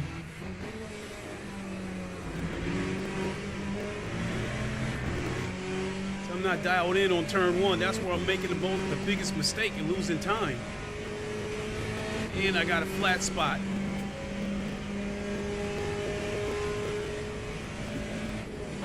Incident in sector 1, yellow flag.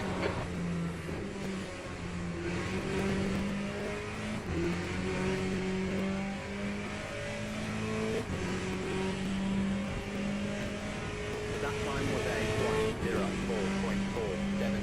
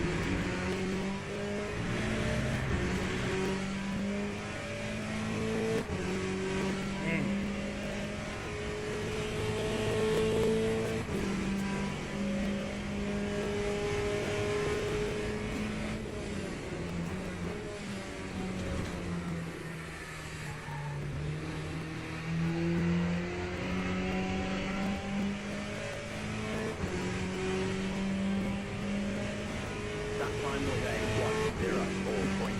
1:04.62.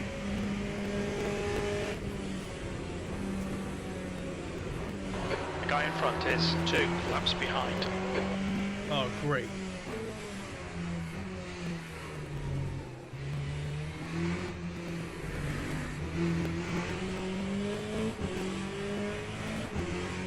The gap to Killian behind is now 4.6 seconds.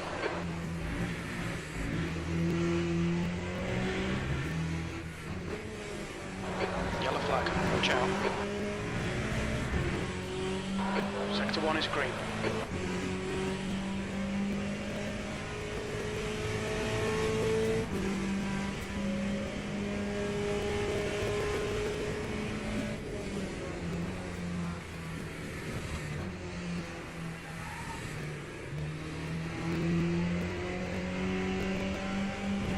Ah, damn it. Green flag in sector 2. The bodywork's in pretty bad shape. We might need to fix that.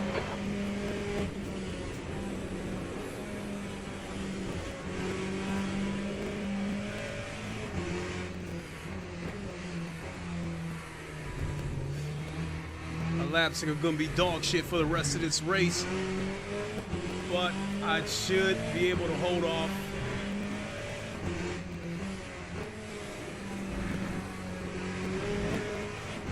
Alright Clay, you just cut the track.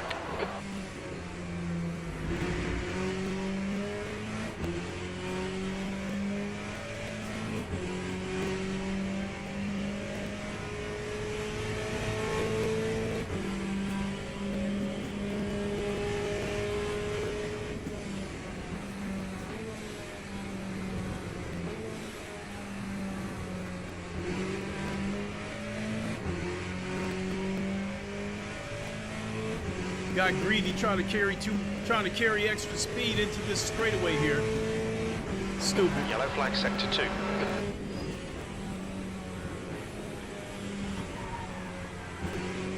Green flag in sector 2.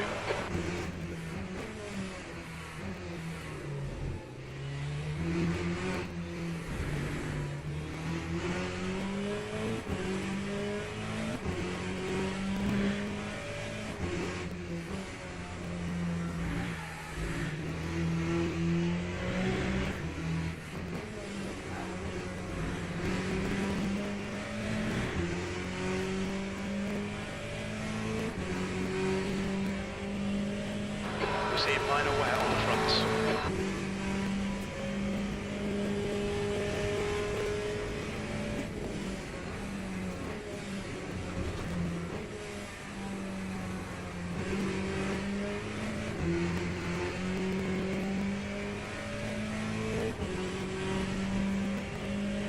That time was a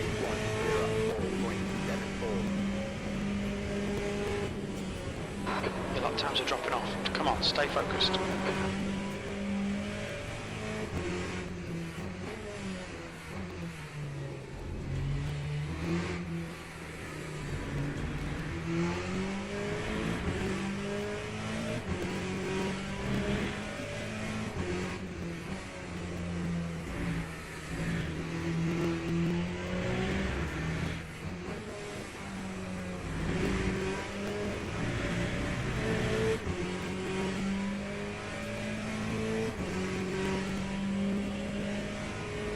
Your left front's cooking.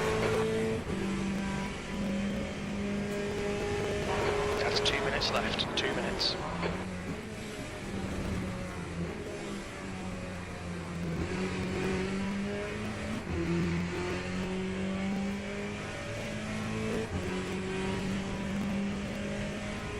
That lap time was 104.69.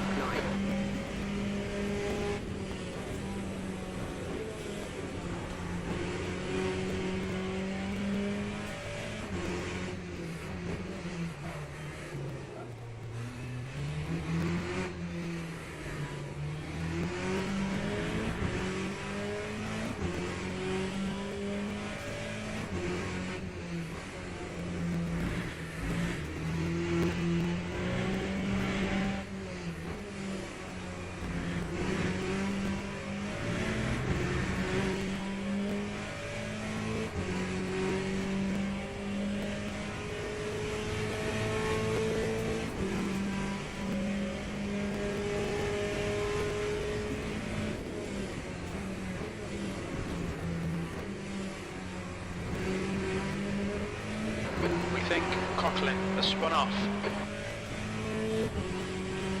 Sector 3 is green. Sectors 2 and 3 are 0.28 off the pace. Sector 1 is 0.8 off the pace.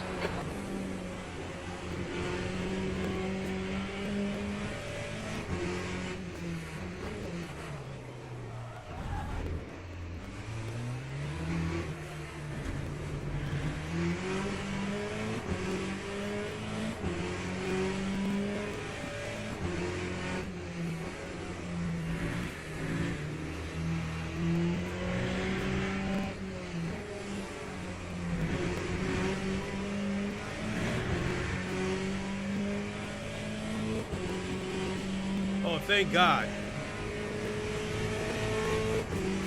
If we would have had to do one more lap, this Porsche would have got me.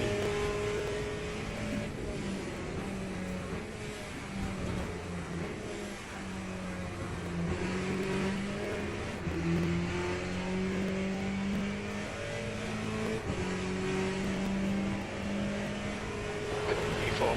Okay, it's over. Bad luck, Clay. Okay, clear left. Yo, man, what was that bump for?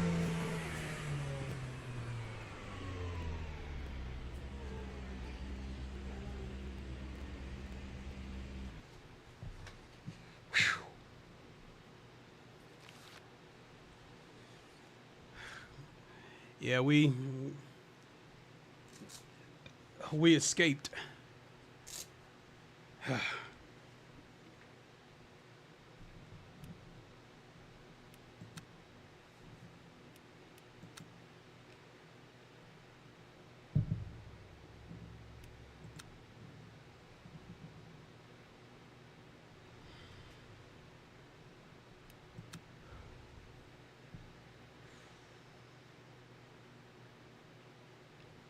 8.2, damn. I'll take it, but I want more.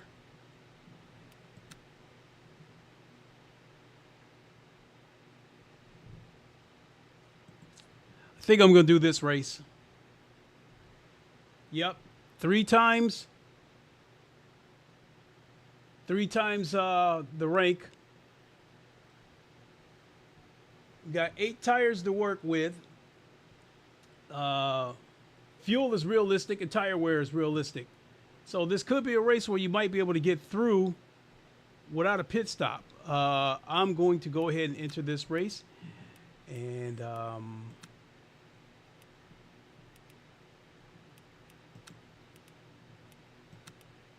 I am going to use my livery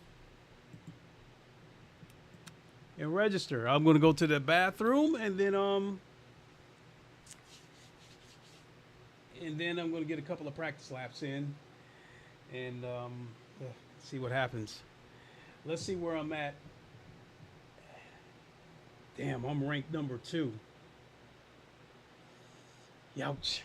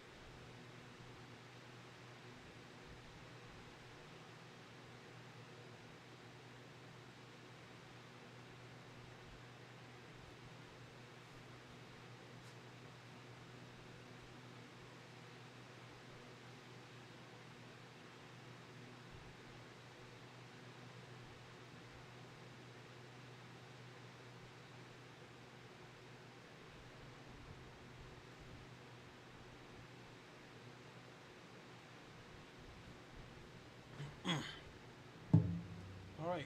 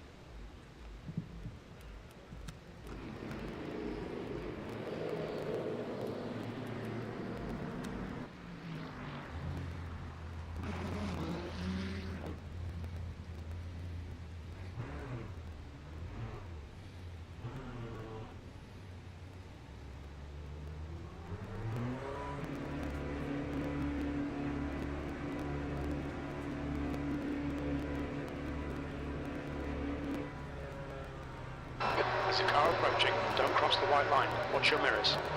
Blue flag. Your brakes are cold. Be careful.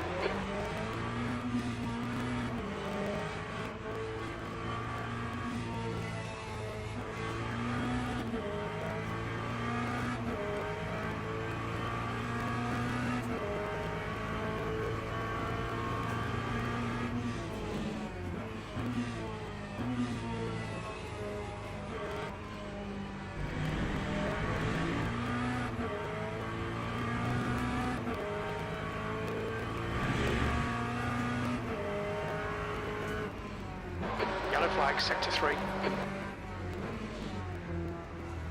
We think Christoph has binned it. Sector 3 is now clear. Damn, I hope this ain't a night race.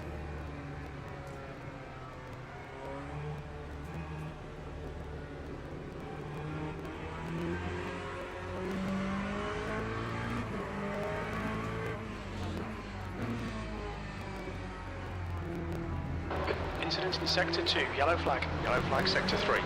Air temperature's falling. It's now 28 Celsius. Green flag, sector 2. Sector 3 is clear, green flag.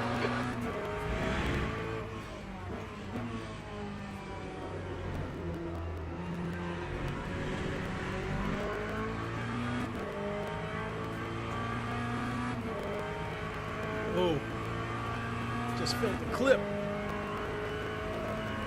in my wheelbase.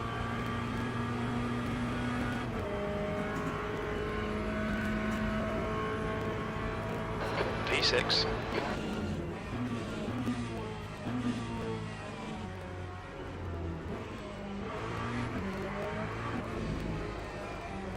Damn.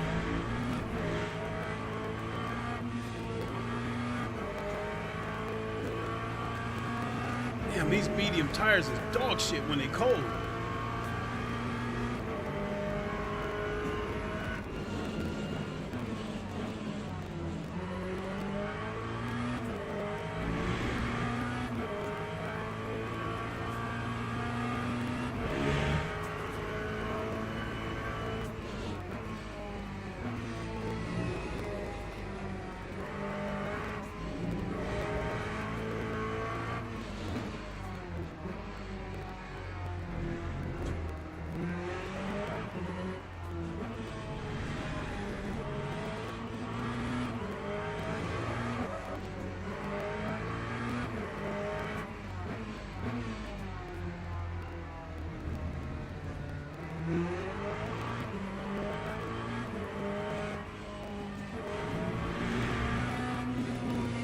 Yellow flag, incident in sector 3. Sector 3 is yellow. Sector 2 is 3.0 seconds. Off the pace. Green flag in sector 3. Okay, Clay, we need to watch these track limits. Yellow flag in sector 1.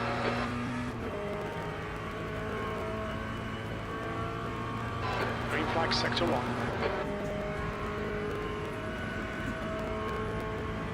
Sector 2 is clear.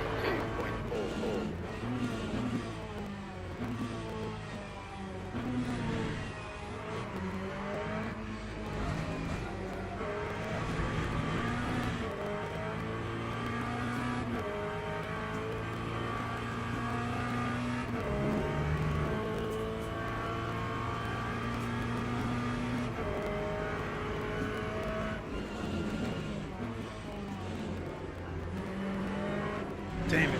Blue flag. Yellow flag, sector 2.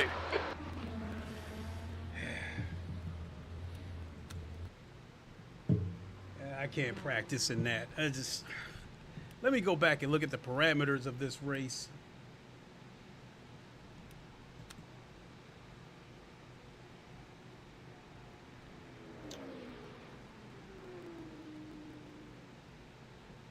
.136.5.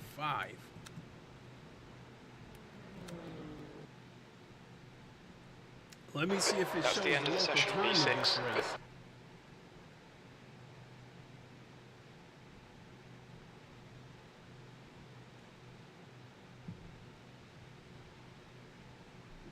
And now I'm starting to have second thoughts about doing this race.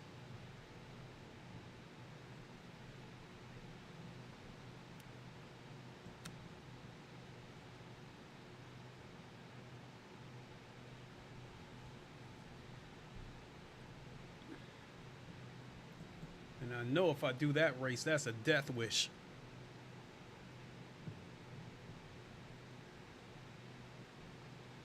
But just out of curiosity,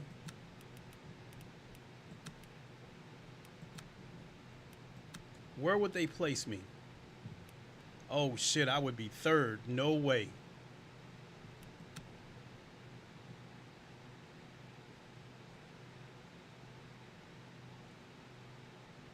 All those reckless ass GT3 drivers, the ones in the front are going to be too fast. The ones behind me will be idiots. So,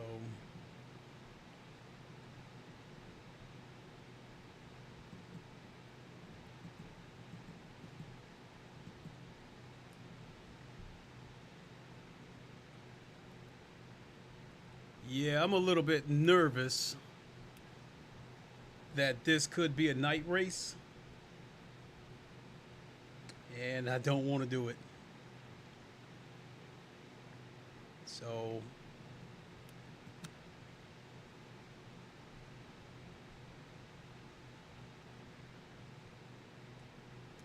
let's see here. It's almost 4 o'clock. I think I'm just gonna go ahead and grab something to eat, and then I don't know, maybe see where I'm at in a couple hours. Maybe come back and do some more of the GTE races, and just go ahead and nickel and dime my way to silver 2.